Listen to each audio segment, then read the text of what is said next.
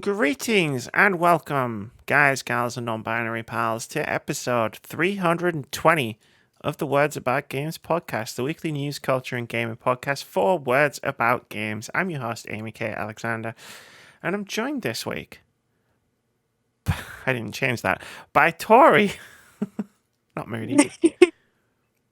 Hello, it's me, Moody. It is you, Moody. Oh, how was your move to Manchester, Moody? It was a bloody nightmare. Oh man.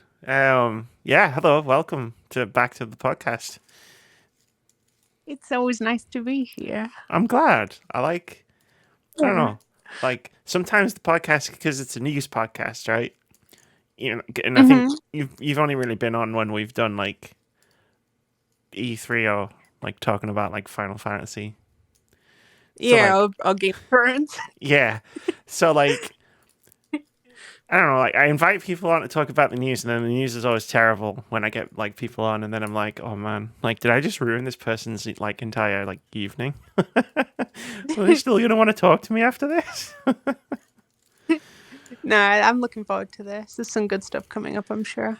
You know, I mean, I've been doing this for a while now for some reason. Oh god. How are you?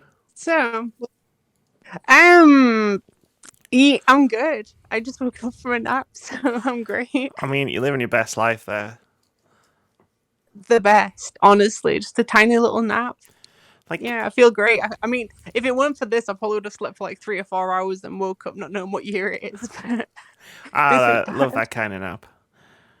Like, how are you? Yeah, I'm good. Like, I generally like on the subject of naps. Like, I generally have a nap like most days when I can, and like I don't know. Like, I preach the benefits of nap time, right? Like, people will be like, "Oh man, like I get really tired and can't be bothered to do anything at night," and I'm like, "I'm fine." Like, I took like a 45-minute nap in the afternoon, so like I'm still going, like on a night. Pop up. I'm fine. That's good. I hate the idea of like being too tired to like do anything, like you know what I mean, and then just doing nothing. Yeah. Nah, I get you. I mean, I'm a bit of a night owl, so if I can nap during the day, it just helps later when I actually am more productive and stuff. Yeah, I've always been more productive at night. Like I'll tell people like, oh, you know, I was up till 3 o'clock. Like the other night, I was up till 3 o'clock in the morning. Writing my Dishonored 2 review, and everyone's like, well, you know, you shouldn't be doing that. You shouldn't be staying up till 3 o'clock in the morning, like working on something. And I'm like, man, I only started like 10, half 10, 11 o'clock at night. Like, yeah, exactly. The weird part of the night is the most productive part. Before that, I was watching the Lord of the Rings show, like scrolling TikTok or something, like, you know, like that's when my brain activates and I can actually like write things. Exactly, yeah. It's just I don't know, maybe it's just a creative thing, because I know it's a lot of creatives that I know tend to do better at nights than during the day. Yeah, I don't know what it is. Like, I thought about doing it, doing some more work on it on Friday, because I had like the full day, and I ended up sitting down at my desk because like I write on my so I've got my computer. Everyone's seen my setup. Like I've got the computer and the big desk and the monitors and stuff. But like when I'm writing a script, I take my Chromebook and I put it on the other desk, and I like sit at the other desk away from like, you know, the PlayStation, Xbox, Switch, gaming PC, all the evil temptations, basically. And then I just write, and I sat down at that desk at like I cleaned in the morning when I woke up, and then like I sat down at the desk and just sat there for a good like 45 minutes to an hour staring at a blinking cursor, and then I was like, okay, I'm gonna go to the garden center. I was like, I'm gonna go out, and I ended up at the garden center, and I bought some new plants. Hell yeah. Super weird vibes. Hey, look, it works. Yeah. In England, but hey ho, it's been a weird week. But yeah, just like, and then I came back, like, had a nap, did some more stuff, and then I just sat down and actually was productive, like, later on at night. It's like, I don't function in that way during the day. Yeah, And I think it's a hate crime if you expect me to function properly. look, some of us are just built different. Right? Like, just let me do me. Don't worry about what I'm doing. I'm living my Who best needs life. sleep? I I still nap get for sleep. 20 minutes. You do? I'm jealous. I do. On and off. Good. On and off. I have Mm-hmm. a bumpy relationship with insomnia. Me too, actually. Yeah, yeah. There's been long stretches where I've been awake when the sun rising, and I'm still like wide awake. Yeah, You know, and I'm just I do. something off about it. It's worse now that I've got a smartwatch now. Right. Not like a super fancy one or anything. I wanted it for like exercising and stuff, so I could like track steps and like track exercise. But excuse me, it tracks my sleep. So like if I leave it on at night when I'm asleep, it'll track like how long I've slept and how good the quality of my sleep was and like I'll show people my watch and they'll be like, oh, I slept for a good 3 hours and 20 minutes last night. Yeah, I refuse to get one of those. I don't need that anxiety adding to my life. Yeah, it's proper judgmental as well. Like like you go into the app and it like you get the breakdown of like deep sleep and light sleep and all the other type, and it's like it gets proper judgmental if you go to bed like at the times that I go to bed. I think honestly, the only time I buy a smartwatch if they made like a Mr. Rossetti one from like the old Animal Crossings, where it's just like, hey, look, you didn't sleep enough, so I'm not gonna work for you today. You better apologize 12 times or I'm gonna make some kids cry. Oh shit! Don't guilt trip me. No, I'll do whatever you want. That's what I need. It's all about like it's like, oh, the best time to sleep is between 10 p.m. and 6 a.m. And I'm like, that sounds like torture. Like, that sounds like actual torture. That's when I do stuff, dude. Don't bully me. What the fuck, man? Like, I'm just getting going at 10 o'clock. Instead of playing lullabies and you're just in the middle of trying to do something. Yeah, man. Like, my watch is like, go to bed. And I'm like, I've just started. I have just started tonight. How can I go to sleep? I've just had dinner. Exactly. I've just eaten. I'm sure that's not healthy. Is that the best time to eat? Is before 5 p.m. I'm like, dude, Fuck that's off. my nap time. Fuck off. 10 o'clock at night, it's like, oh, you should go to bed. It's like, I would, but I think the takeaway guy's probably going to be mad if I don't answer the door because I'm in bed. Absolutely, yeah.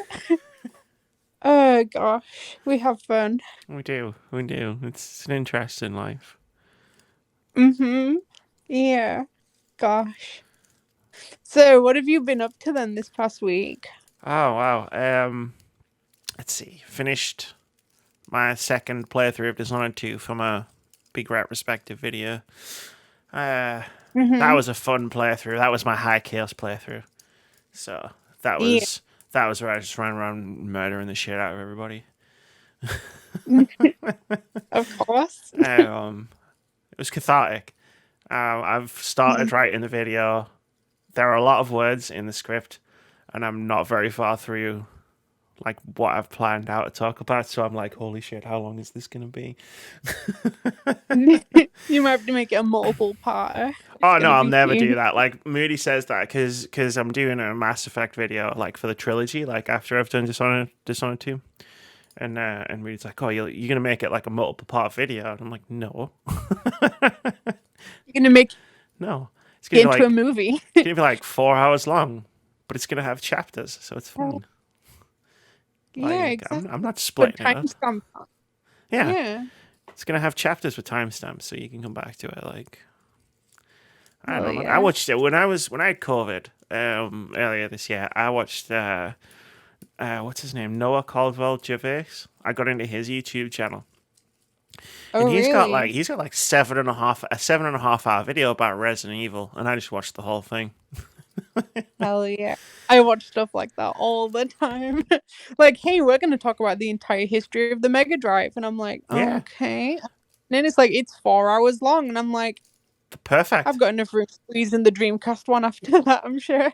perfect. Like I don't want to watch like, oh, we're gonna do the history of this video game, and it's like 50 minutes long, and I'm like, what's the point? Like you clearly didn't. Mm-hmm. Like Yeah. why? God. I usually don't watch them multiple times as well because I'll like either fall asleep or I'll just zone out into the like ether and just. Yeah. So Anyway, I've so got what's certain about. YouTubers who like I've got on repeat almost, where it's like, oh yeah, I'll just watch one of their old like videos, like have it on in the background while I'm eating or doing something else. You know, when I can't, because like I feel like I like watching TV shows and stuff, but I have to be in the right frame of mind to like watch something like new. You know what I mean? Yeah. Yeah, I've been kind of the same. If it weren't for like some of the games I've been playing recently, I think I'd just be staring at a wall. I ain't got the capacity to sit there and just take in something. I need to like be interacting. So I've been like heavy on the games this past week. Yeah, I'm not Prob- hugely into like I try to explain this to people because I don't watch very many movies and I don't watch very many shows. I like reading books. I read a lot of books, but that's usually like a wind down at night kind of thing. But like, yeah, there's Yeah. like the lack of interactivity. Like, my attention wanders too easily. Mm-hmm. I get that. I really do. Like, if I'm watching Rings of Power, like I have to be in the right frame of mind to say I'm going to sit here and I'm going to watch this screen and pay attention to what's going on, or else, Hmm. like, if my attention wanders when I'm playing Dishonored, I'm gonna die. Yeah, exactly. Like there's incentive there. I've been kind of the same way with shows for a long time where, everyone's watching the new big thing, whether it's like Rings of Power or the new Game of Thrones series or something. We're not getting into that too much, by the way, this No, we're not time. doing that. We're not But doing it. No. no. But it's just like it was like, hey, have you seen this thing? And I'm like, I have to be in the moment to really enjoy something like that. Otherwise, I'm not gonna watch it. It's just gonna happen to me, and it's just not the same. So Yeah, yeah. I'm going to be in the room and it's going to be on, but whether I'm watching it is up for debate. Exactly. Yeah, I'm the exact same way. So that's why the games I've been playing lately have kind of mostly been games that are used to just pick up and drop, which is good. Yeah. I'm no, that's good. I'm definitely on the opposite. Like, we're going to talk about it because obviously we're going to do a what we've been playing segment. But like when I finished Dishonored 2, I was like, all right, what am I gonna play like while I'm doing this writing and making a video and stuff. Like, I want to play some stuff that's easy going.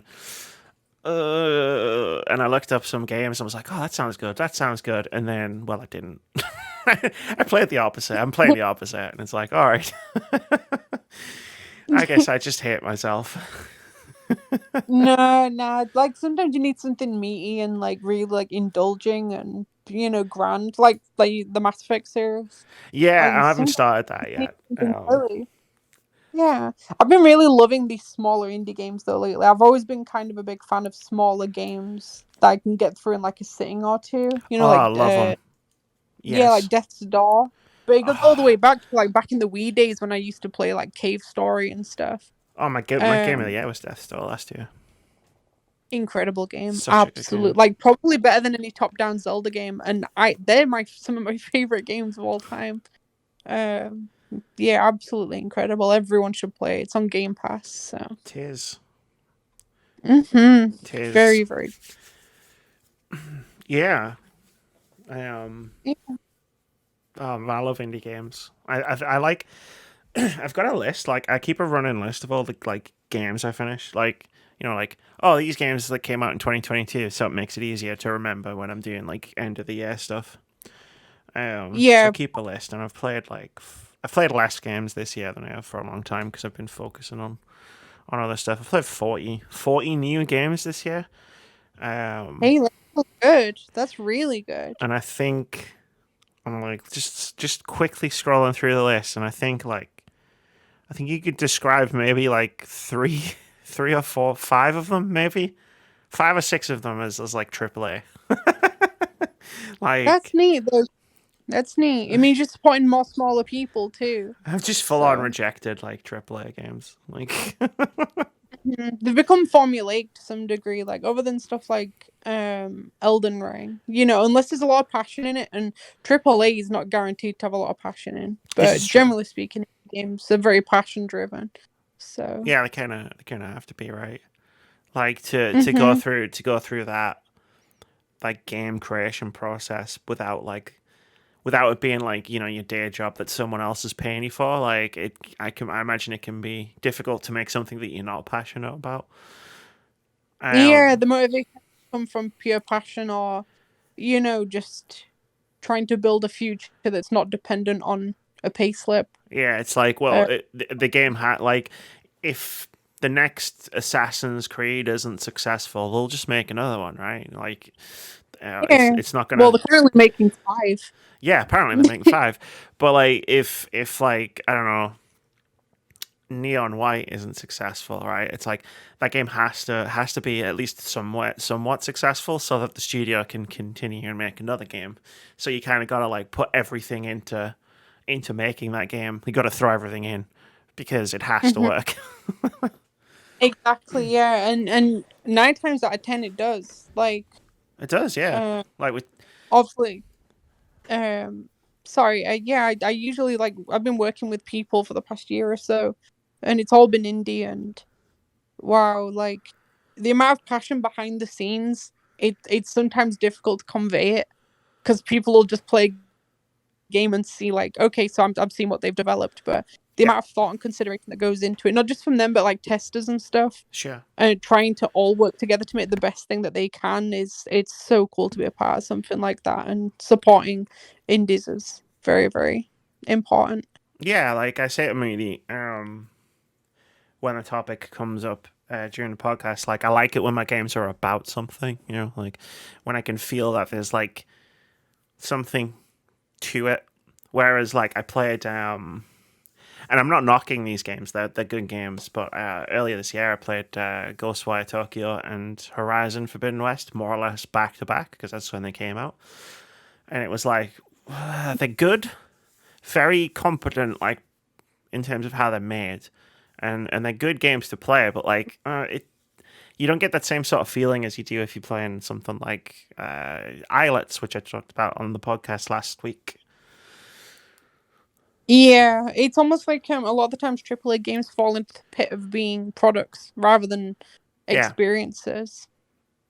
And it's a yeah, shame because when AAA do make something that's passion driven, like Viva Pinata, for example, like it can be like it's like indie on a big scale, and it's so cool to see. definitely.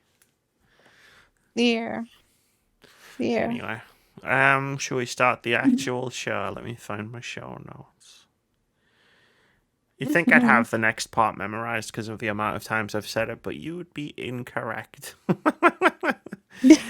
This is the Words About Games podcast. Every Monday, my watch is going off. Every Monday, you can get a video version of the show on youtube.com/wordsaboutgamesuk or an audio version on a variety of platforms, including Anchor, Spotify, Google Podcasts, Apple Podcasts, and more.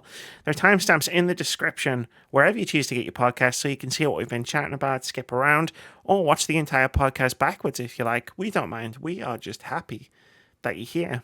If you'd like to support the show or our content directly, you can head over to coffee.com/wordsaboutgames. And lastly, if you want to hang out with us while we play some games, head over to twitch.tv/wordsaboutgames. I know once he's settled in, Moody wants to stream The Last of Us Part 1. So that'll be coming up sometime in the near future. That'll that'll be very good. Yeah, I'm gonna, like, it's my way of skipping actually playing it. I'm just gonna be there Mhm. while Loads of he people plays do it. these days. Yeah, loads of people do. I have friends that tend to just watch full playthroughs of games rather than playing them. Sometimes there's not enough time in the day around to it, and finances. Yeah, exactly. I mean, I've played it, like, twice. So it's like, do I need to play it again? No. I'm interested in seeing it though. Hell yeah. But I can Hmm. experience it via Moody. He was like more enthusiastic about picking it up. And then Yeah, I'll exactly. play some weird indie jank. Nothing wrong with that though. Honestly, Definitely. like there's been a lot of talk. There's been a lot of talk about The Last of Us remake and whether it was necessary. Loads of people slating it for just being like just nothing more than a visual overhaul, which it isn't. There is a No, lot more it's going not, on yeah. under the hood than just graphic overhaul. But it's like this remake, to put it into perspective, the remake came out further away from the original game than what Ocarina of Time 3D did Hmm. from the original Ocarina of Time release. Sure. Right? And the remastered version of Last of Us on PS4 came out about a year after the original. So it's not like there's been like, every 3-4 years they're rehashing it. It's not It's not Skyrim. Skyrim. Yeah, exactly. No, So yeah, yeah, we did talk a little bit about the reviews because we did an OpenCritic head to head of it in last week. And like I've been on the podcast since they announced it at Summer Games Fest, or since it got leaked just before Summer Games Fest. Kind of hmm being like, look, I don't necessarily get why this is a thing that exists or that needs to exist. But then like they've added so many accessibility options and so many people who couldn't play The Last of Us before can play hmm it now. yeah, So I'm like, cool, then that's awesome. Like, but even where I was sitting there going, I don't necessarily think this needs to exist. I wasn't mad and ever mad about it. And I remember when the reviews for it dropped. And I went on OpenCritic and I was like looking and I was like, okay. And I'm like, I was scrolling through some reviews and some of them, like, just they felt unhinged as to how angry yeah, they were that this thing was made. And I was just like, God, I'm of the same opinion that like didn't necessarily think we needed a Last of Us remake, but like have some perspective. absolutely. Plus, I think people forget that like video games that looked photorealistic about 8-9 years ago today don't look quite as photorealistic. Like if you play Last of Us 2, then go back to the first game, there's like a considerable drop in fidelity. Sure, Especially if you look at the PS3 version of Last of Us, my god, it runs at like a variable resolution, and stuff in the background looks much lower sure. resolution than stuff close up, but it still looked amazing for its time. But Oh I think yeah, the yeah. remake is justified not just because the accessibility options, which admittedly they could have just patched into the PS4 version if they really wanted to, but because like they wanted part 1 and 2 to have a similar level of fidelity so that they'd be more timeless in the future. And They plus wanted it it to be is still one consistent. of the best. Yeah, yeah, and it is one of the best AAA games that have come out in the past decade. Sure. So I think it's fair to want to keep that, you know, keep that more timeless and just more available to people today. Yeah, Um, yeah, they could have put those assets towards something else, I'm sure, but it doesn't take a massive. It doesn't take like the same amount of assets and time and energy as like a game built from the ground up. absolutely. So Like yeah, like the I don't remember everybody getting this mad about Mass Effect last year. Like, I don't know why yeah, The Last of Us inspired so much anger. yeah, exactly. And another thing is the fact that what people don't tend to consider is a lot of studios like that will have hired newer people and newer staff that aren't necessarily up to par with, to work on like a huge project, for example, like the Yeah, next Last of Us or another Uncharted game. So what they'll do is they'll usually have the newer staff work on remasters and remakes as a way of helping them graduate to being capable of working on and it's much bigger projects. just So, keeping them busy, right? Like you have a massive team making The Last of Us Part Two. Like by the time you get to the end of development, like the team is huge, and then mhm, and again, I don't pretend to be a game developer. This is just what I've learned from like watching stuff and listening to people talk. But like once that development is over and you move on to the development of the next game, like let's say for the sake of argument, 200 people were working on The Last of Us Part Two when it launched. Like Part Three or Uncharted or whatever Naughty Dog is working on next as their next project doesn't require 200 people.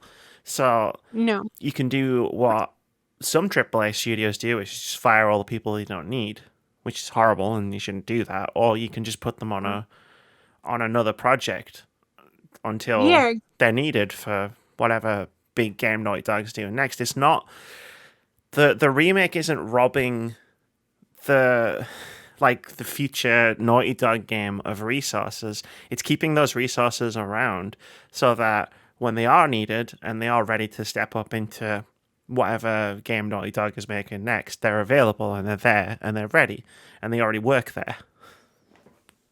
Absolutely, yeah, because pre-production with game development usually requires very few numbers. Breath of the Wild was mostly made by 15 developers. As the development ramped up, they bumped up to 50, and then during the peak of its development, when they did need artists and they did need assets and they needed all this, stuff to finish the game and build it from the skeleton to the finished product, it was about 150. So all the 135 people that weren't being used for like 2.5, 3, maybe 4 years, Yep. needed to do something. So you're absolutely right. Yeah, it's better for them to be busy and getting more experienced and building a stronger synergy in the company than it Then is to just have to stagnate or out of work. yeah, just having this hiring cycle where it's like you're constantly hmm churning staff in and out of the studio. It's like it's better if they just make The Last of Us Part 1 and then okay, that's out. Now we need you for Uncharted 5 as an example. And so we're going to work Yeah, on this, or now we're ready to ramp up development of whatever video game. And yeah, frustrates me that there are so many voices in I don't want to say in the industry because it's not really in the industry. It's in the industry that talks about the industry. yeah. There are so many voices who purport to have this authority and this knowledge, and it's just spreading that kind of misinformation where it's just well, the next game's gonna take longer because they wasted time making this remake, and it's that's not how this works. That's not that if I know that, I'm an idiot. How do you not know that? Yeah, it's infuriating because it's probably the opposite. These people are now going to be much more acquainted with not just working on Last of Us, but working with Naughty Dog's general infrastructure, which means that when the next project comes along, they may be more qualified and capable to deliver something quicker. Mm-hmm. You know, it's silly, but you know, It's silly. Yeah, it yeah. it was a silly week of discourse, but I mean, when is discourse about video games ever? Does it even if it doesn't start out silly, it always devolves into silliness.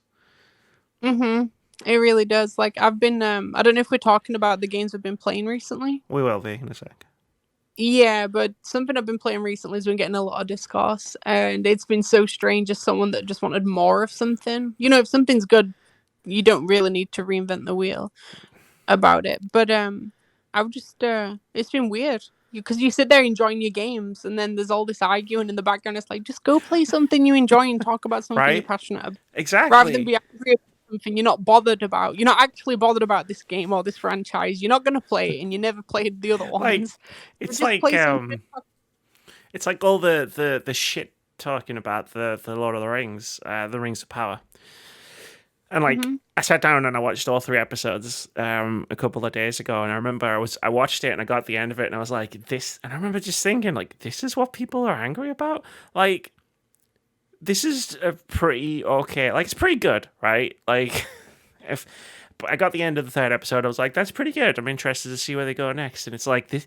How are people getting so up a height about this hmm pretty good TV show? But then I remember it's because there's black people in it, and everything just goes out. It's like the Little Mermaid trailer. It's just good God, Yeah, the racism really jumps out. the racism is here. It's knocking on the door. We have to let it. We have to keep it out at all costs. hmm It's vile. It's vile, and it really doesn't have a place. No, You so know. yeah, no, it's just I fucking hate it. But I just hate discourse in general at this point. I'm so over the. I'm so tired with it. Just Yeah. play No. games and have fun, or don't.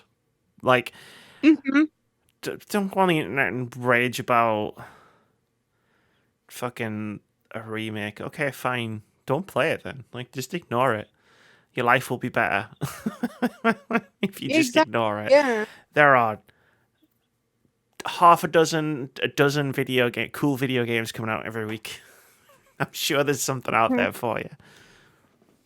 Absolutely, yeah. Honestly, I think some people's hobbies are just sowing discourse, to be Just honest getting with angry. you. Yeah, it's a shame. It's a big shame. It is. It is. In the vein of talking about things and enjoying things and talking about them, let's talk about what we've been playing this week. Mm-hmm.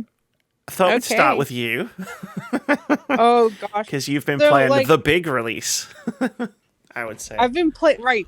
So like over the past few weeks, yeah, I've been playing some of the bigger games that have released. I picked up a PS5 finally. That's been crazy cool. Really good. Yeah. The controller kind of blew me away, and I already knew what to expect, but it's just been Right. amazing. So It blows everyone catching away.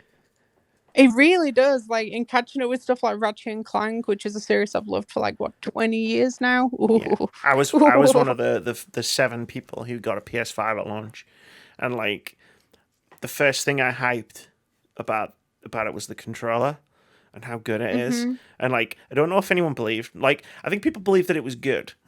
Like when I was telling them, but like I feel like people thought she's doing that thing where she's like she's getting way too excited about something, and I'm just sitting there going, no, I'm not. Trust me.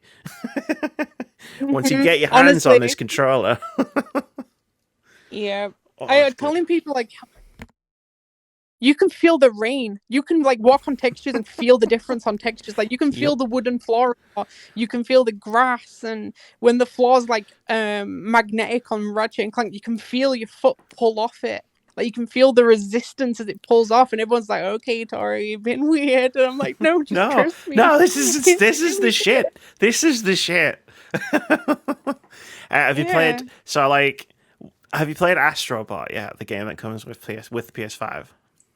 So I got most of the way through that, but then I got really caught on with Ratchet and Clank That's fair. and Like I always like Demon. suggest that people play Astrobot when they get a PS5 for the first time.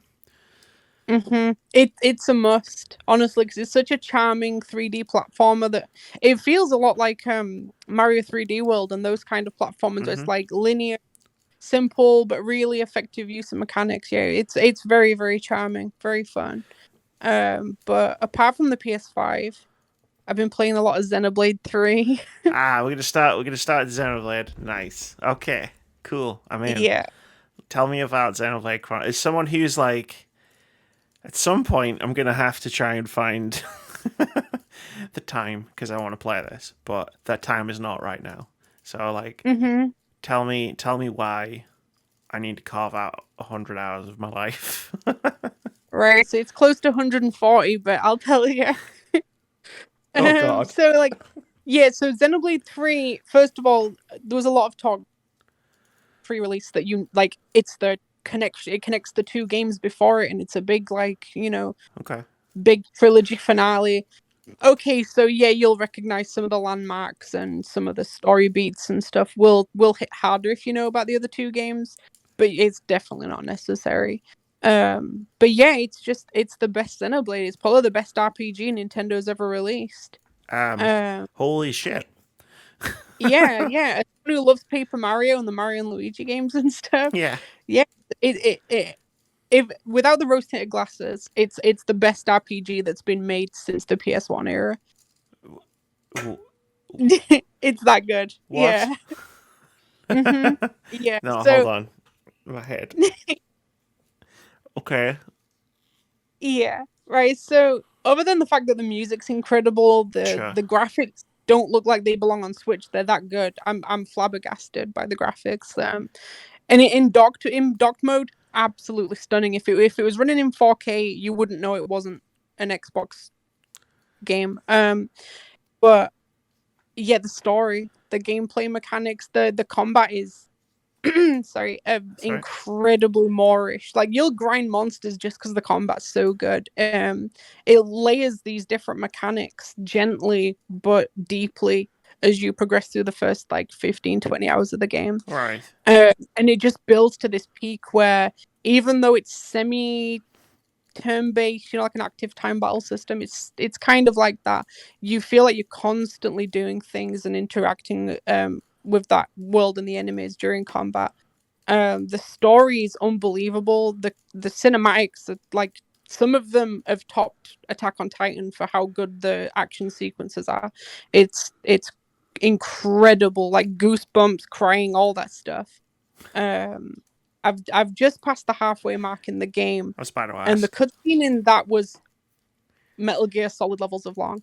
So it was like a movie, basically. Oh man. But the game was that good that I was hooked to that screen. I was like tethered to it, couldn't take my eyes off it, and wow, like, yeah, it's a very, very special game, and you can tell that it's like a culmination of Monolith's experiences and passion leading up to this. Absolutely incredible. That's good. That's good to hear. Like, so like how like, can you be a little bit more like in depth about how the combat feels? Because I played, I've only played one Xenoblade games. It was the Wii U one. Chronicles X. Yeah, it wasn't the numbered one. I remember playing it at EGX and being like, "Hey, this seems like it could be good," and then like playing it at home when it came out and being like, yeah, this is pretty good in like 30-minute bursts." But yeah, well, Chronicles X was good, but so first of all, Chronicles X didn't have a deep story as such. Like, in terms of story, it was pretty spaced out because the game was more about exploring a big open world. It was more about exploration of multiplayer. But Xenoblade Chronicles 3 is just like the first two in the fact that very story heavy. But yeah, the combat alone is just so much more engaging than it's more engaging than Final Fantasy VII Remake's battle system. Wow. And I thought that was about as perfect as it can get, to be honest with you. I dropped my fidget spinner.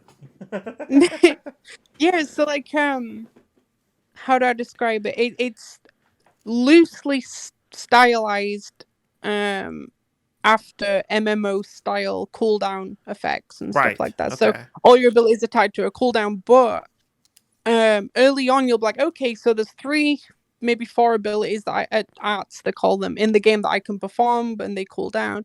But they've blended Xenoblade 1 and Xenoblade 2's cooldown systems based on which side of the party you're playing as.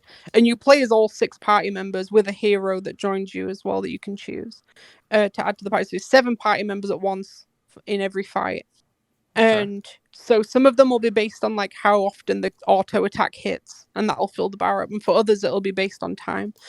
But as you progress through the game, you'll also get a separate section of arts. So you'll have the 4 base ones, but then you'll have another 3 or 4 to the left-hand side that you can assign based on which classes you've got mastery of. So you can swap your character's classes however you please and mix and match however you want.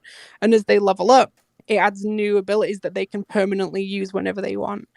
On top of that, there's fusion arts where if you've got 2 arts linked up, so say up on the D-pad and the X button on the Switch controller, you'll be able to like combine them and use them both at the same time and create new effects that way. And there's a huge chain attack system where you can just rack up hundreds of thousands, millions of damage against enemies, and it's incredibly satisfying to do.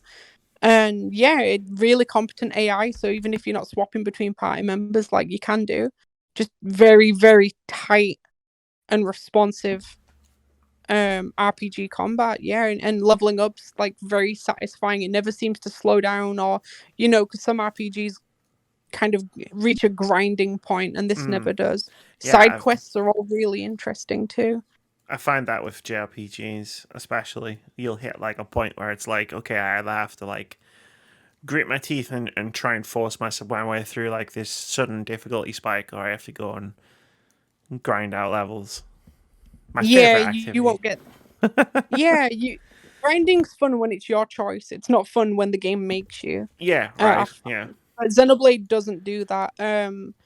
I noticed that I was usually overleveled just because the side quests are so fun. I mean, there are some filler ones, don't get me wrong, every RPG has them.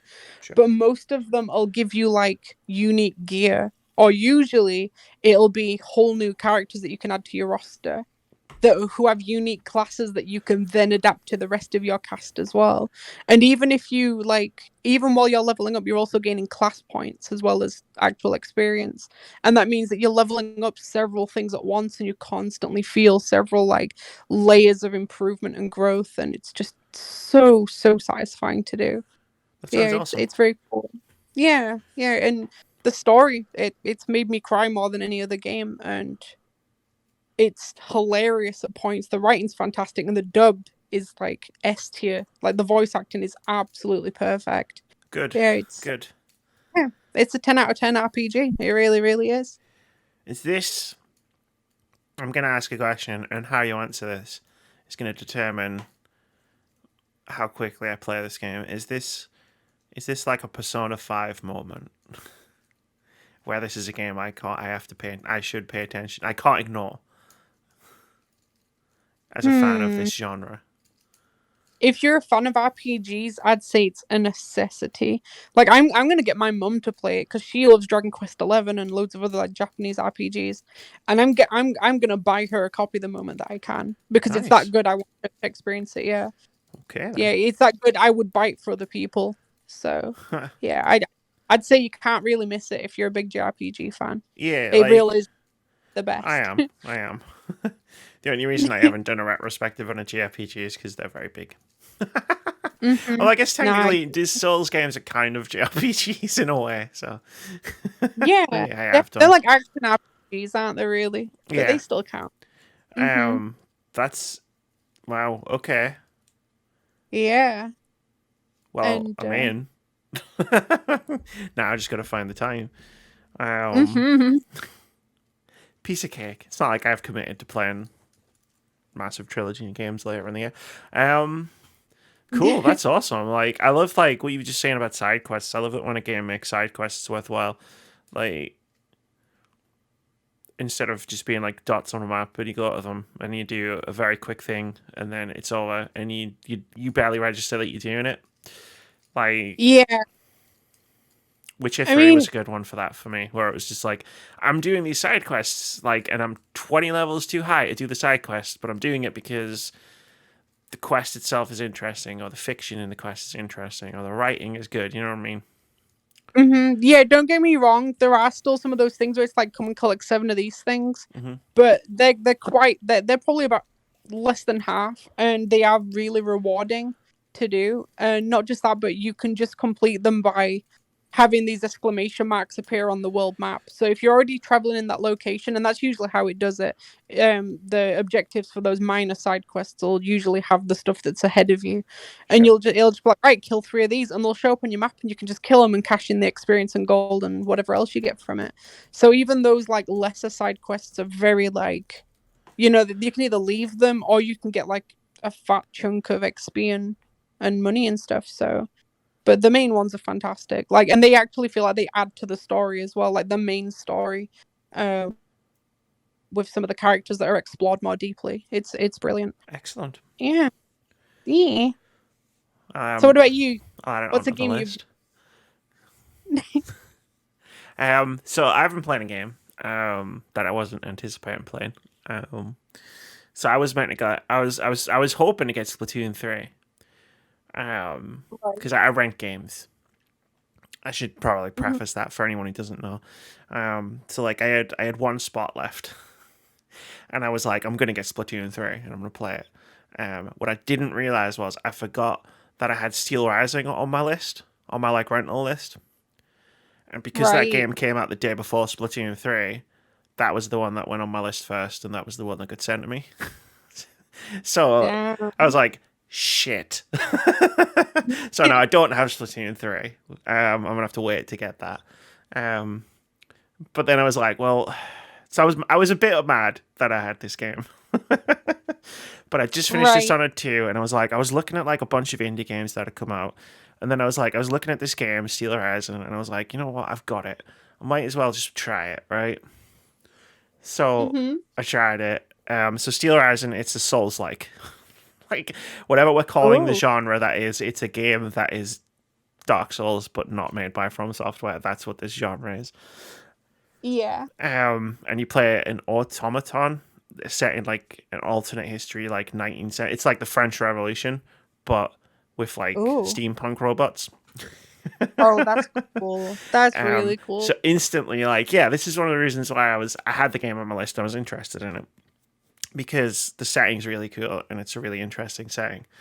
Um, and so I've played it. I played about, I think I must have played about 5 or 6 hours. I think at this point, like, it's got levels, a bit like Neo, where you go to like a level rather than it being like an interconnected world. You go by level. I Right. finished the first three. Well, I say finished. There's some slight Metroidvania elements where you get like new traversal abilities that you can revisit old levels and unlock new paths and stuff. But I've completed the main story sections of the first three levels so far. Culminating Right. in a massive boss fight, and like it's a pretty good game. Um, it's not bad. It's not amazing. Mhm. Like I feel like It's just good. the bar for Souls likes are really high, especially like in the year of Elden Ring. Um, Hmm. but like the combat, which is obviously the main thing in a Souls like it's pretty engaging. Like you pick a class, so you start out pick one of four classes for your robot. And then that Hmm. gives you a specific stat boost, gives you a weapon. Um, and then like I was playing through it for a few hours, and like the weapon that I was using with these fans, so like armored fans, and like every weapon that you have has like a special ability or a special attack. I don't want to say attack because the one that I had was a shield, so like you don't get shields as a thing. But certain weapons, their ability is you can use them as a shield. And I'm not That's cool. usually a shield person. Hmm. Like I've made 2 videos about like Dark Souls 3 and Bloodborne, and you can very clearly see in the footage that I'm not shield, but I don't use shields. But I was getting into the rhythm of it, and I was like, okay, this is fine, you know, like I'm doing okay. Um, there were some enemies that I was having trouble with, like figuring out like timings of like when I could attack or when to block or when to dodge. And then I got to the boss. So the first boss that you fight is in the third at the end of the third level. Because Right. you do like mini bosses before that, which are just like souped up versions of normal enemies. And then you get a real boss. And I was like, okay, big health bar. I can do this. I've been practicing, right? I've got like 5 hours of experience in this game behind me. I can do this. And then Hmm. I did the first phase, and I was like, okay, this is going well. This is going pretty decently. And then the boss is like this robot with a big ass shield. So I was like, okay, it's gonna be the type of boss where it's like get behind them, get around the shield and attack them, and that's how the first phase went. And then the second phase started, and like they lit the shield on fire, and then they did this attack, and it like it's like I'm fighting this boss fight, and I'm like, it's pretty slow and methodical, and then all of a sudden it just went fucking nuts, and it just did this like corkscrew across the like the boss arena, and like a bunch of chain attacks, and I was like, holy shit, where the fuck did this come from? Um, so I got a bit stuck, and then Right. I was looking at different weapons that I'd collected on my journeys, and I had this like saber and something, I can't remember what it's called. It's 2 weapons, one in each hand. It doesn't Right. have a shield, and I was just experimenting with them, and like it's a faster attack, and it's like a bit longer range because it's not a fan, it's a sword.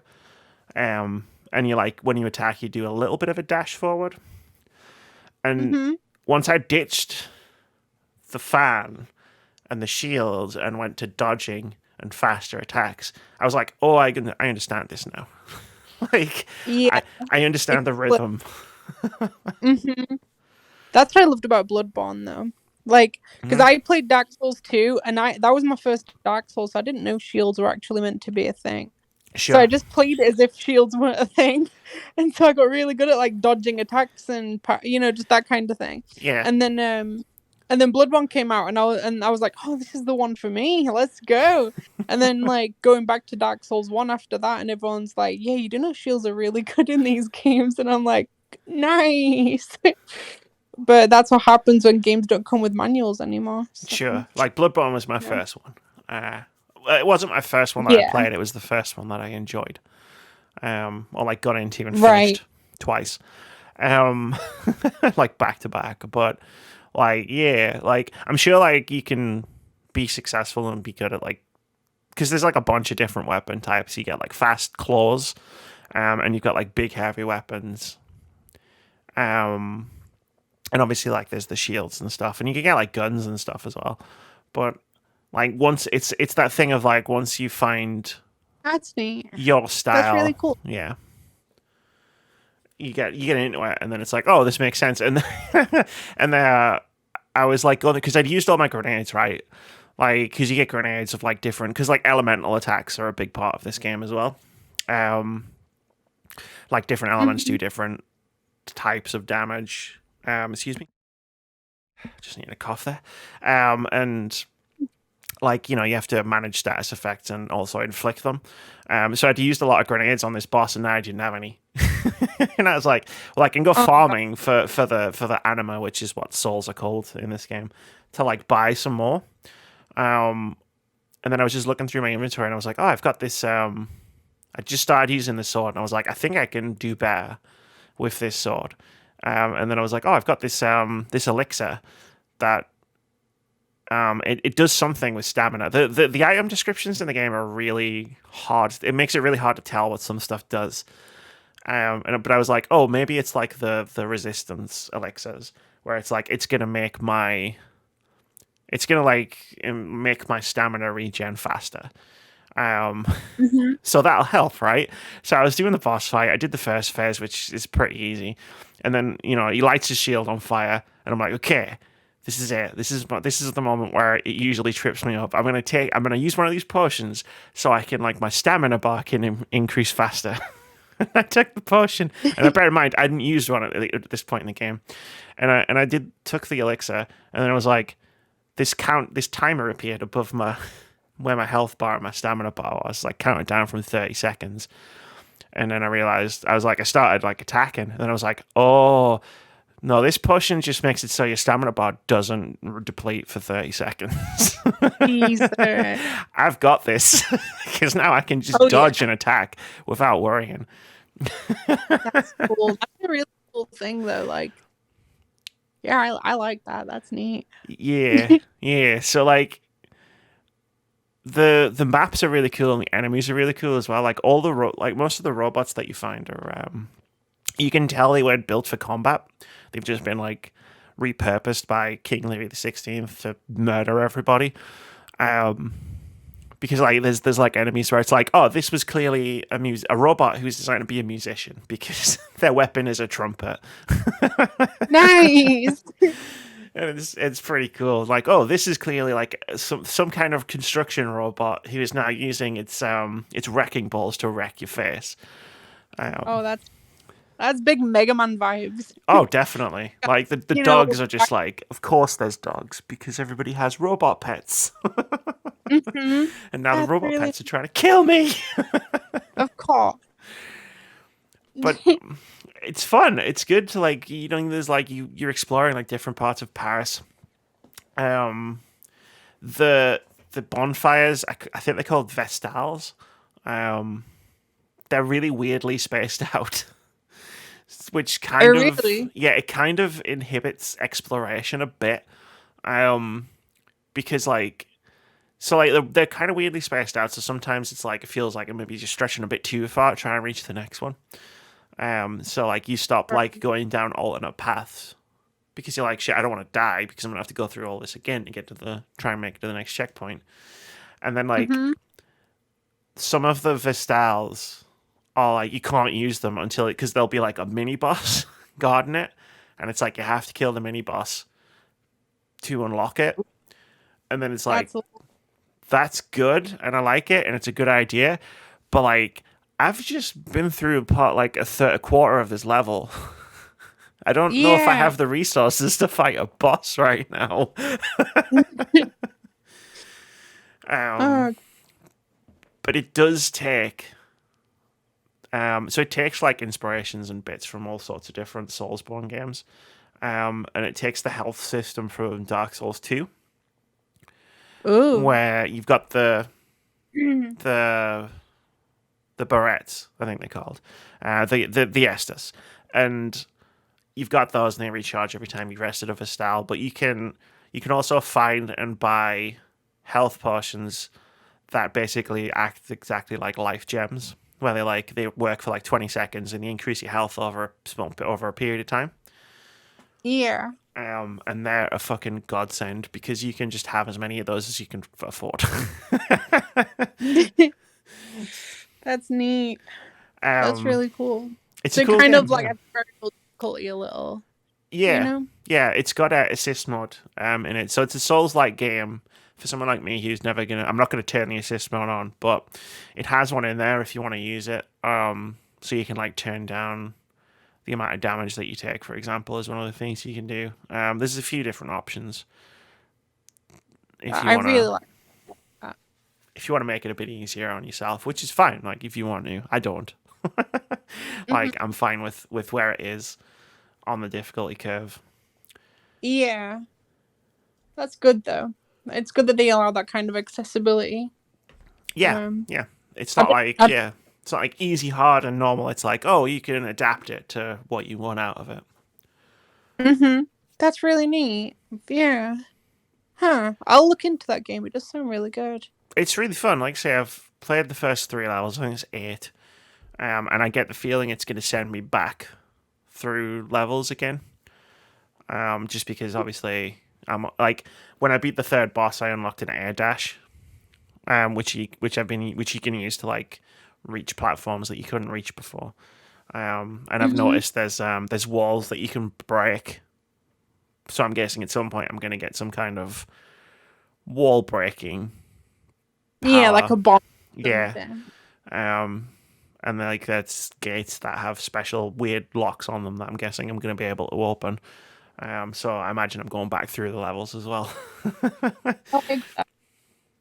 I always love Metroidvania and Zelda style elements been injected into games like this. Absolutely. Like I'm looking forward to playing more. Like I'll be talking more about it next week probably because I'm basically this is going to be the game I'm playing until Metal Hellsinger comes out. Yeah. Oh yeah, the Doom style game with the metal soundtrack. Yeah, we'll talk about that a bit when we do games out this week because I got things to say about Yeah. that game. Yeah, go for it. Also, you were speaking about games we were playing and you mentioned Splatoon 3. I've Yeah, been playing Splatoon 3. I will. I wish I'd been playing Splatoon I 3. wish you were playing too. We've been playing it together. I'll We get there. still will I'll when you get get there. it. Yeah. Yeah. It's amazing by the I mean it's incremental, in terms of its improvements. It varies just a tighter, quicker, smoother Splatoon. It's Sure. not gonna like if you didn't like the first two games, you're not gonna. This will not change your mind in the slightest. Okay. But yeah, the multiplayer is tighter, smoother than it's ever been before. The new like menus and hub system and all that stuff, customization's really cool.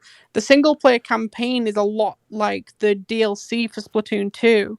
The Octoling expansion. Okay. So it's a lot like that in the sense that it's way better than Splatoon 1 and 2's campaigns. Way better. But yeah, overall it's it I mean Splatoon 2 is probably better just because of the amount of maps and add-on content they added post-launch. Right. Um but Splatoon 3, if you just it's just a better experience. It is the best Splatoon game just in terms of how polished it is. Yeah, it's really really good. Not a lot to say though, because again, it, if you played Splatoon 1 and 2, you kind of know what you're getting yourself into. But Fair. I Once, don't. cause so I've haven't really played the first two. Like they've always fallen at like awkward times where it's like, oh, Yeah. I don't have the time to play this right now, and then I've never gone back to it.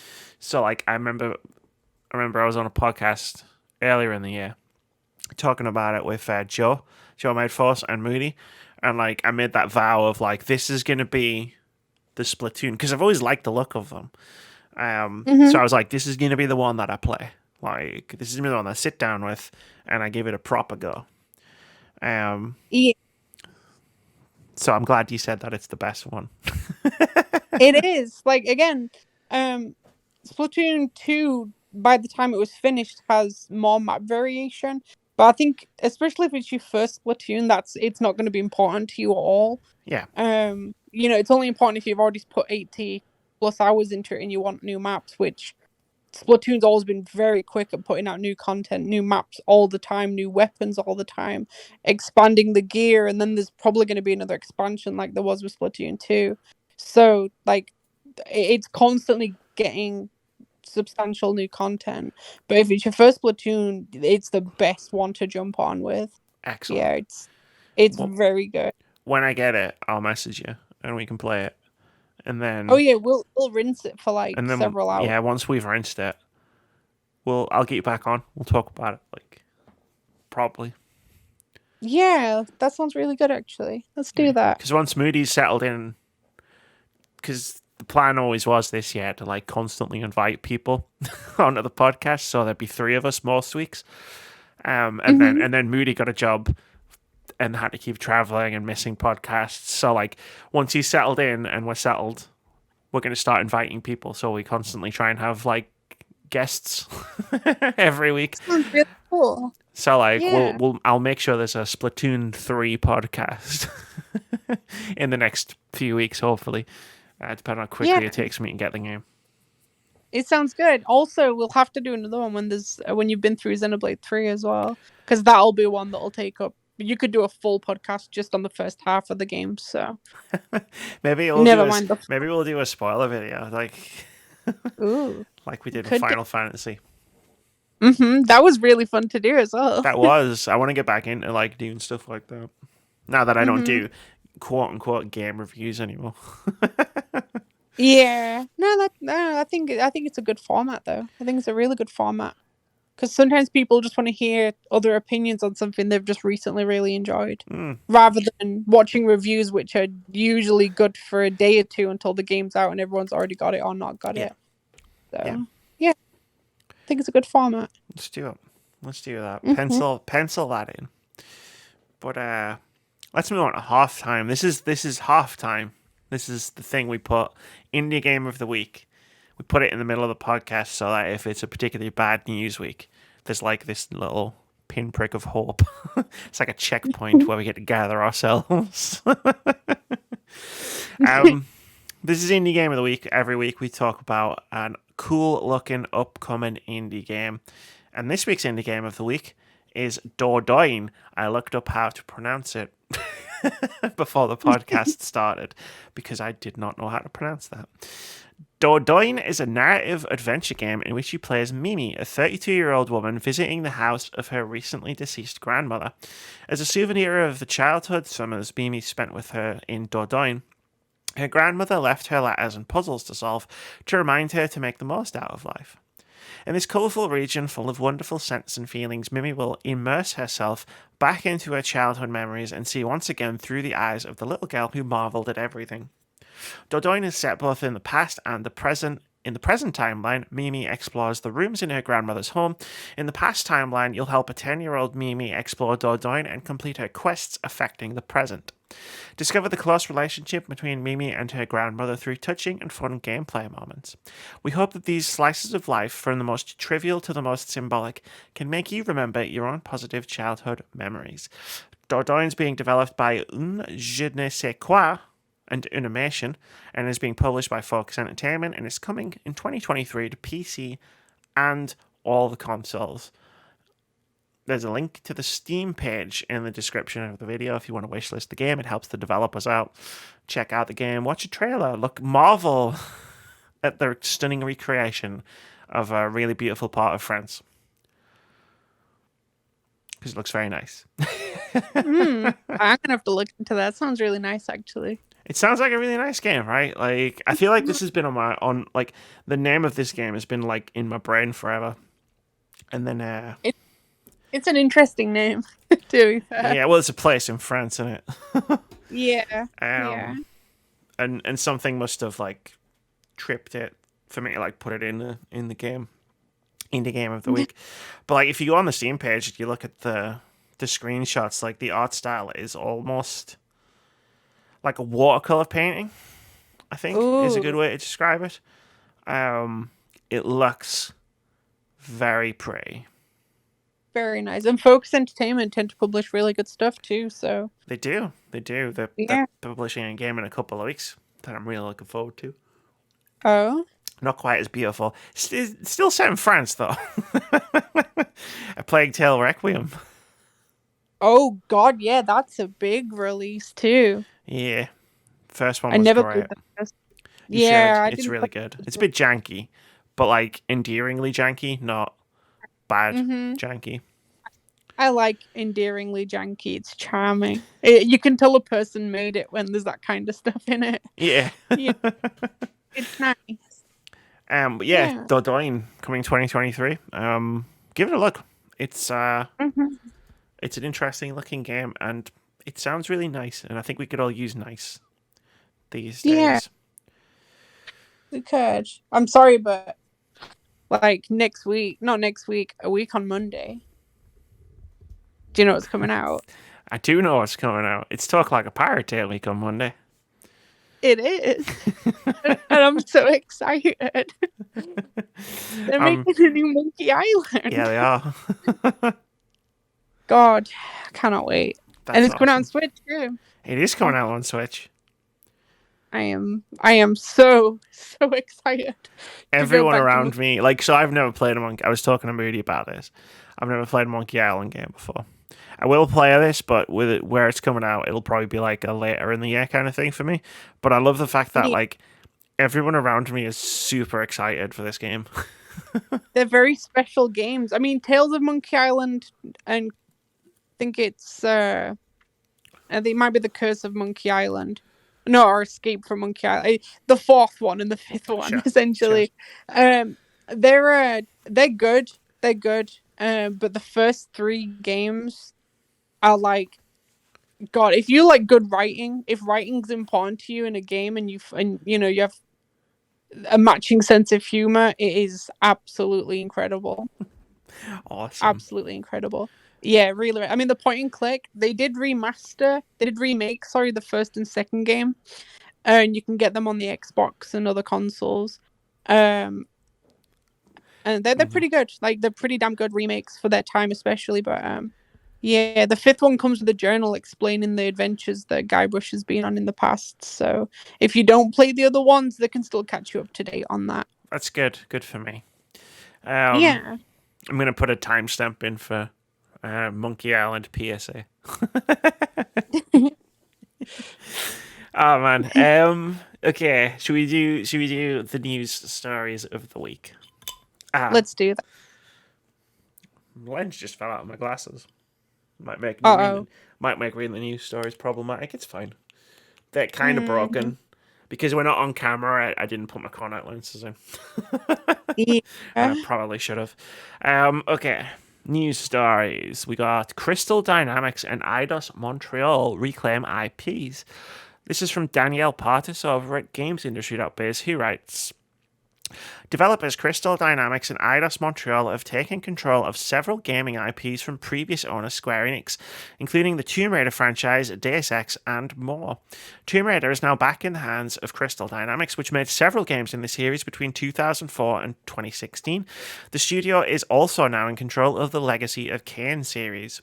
Crystal Dynamics said in a blog post that as a result of this change, it is, quote, now the owner of these games and the controller of the gameplay and personal data related to them, end quote. Eidos Montreal also announced that it has reclaimed, quote, games it developed, like Deus Ex and the Thief games, end quote. It also added that it now controls data obtained from gameplay in those titles. Crystal Dynamics, Eidos Montreal, and Square Enix Montreal, plus their respective properties, were acquired by Embracer earlier this year for a total of $300 million. In a recent interview with GamesIndustry.biz, Embrace the CEO Lars Wingfors acknowledged the importance of the, quote, very traditional IPs the company has acquired. We will take good care of the people, the IPs, and if we set reasonable expectations, I think we will also be happy with the financial performance on this, end quote. Love the dig at Square Enix's ridiculous expectation at the end there. That's a lot of historic game IPs that I just mentioned there. And I know you have a strong connection to one of them. I do. First of all, though, how wild is it that they got control of all those IPs for like $300 million? You're gonna make that back when you release the next Tomb Raider.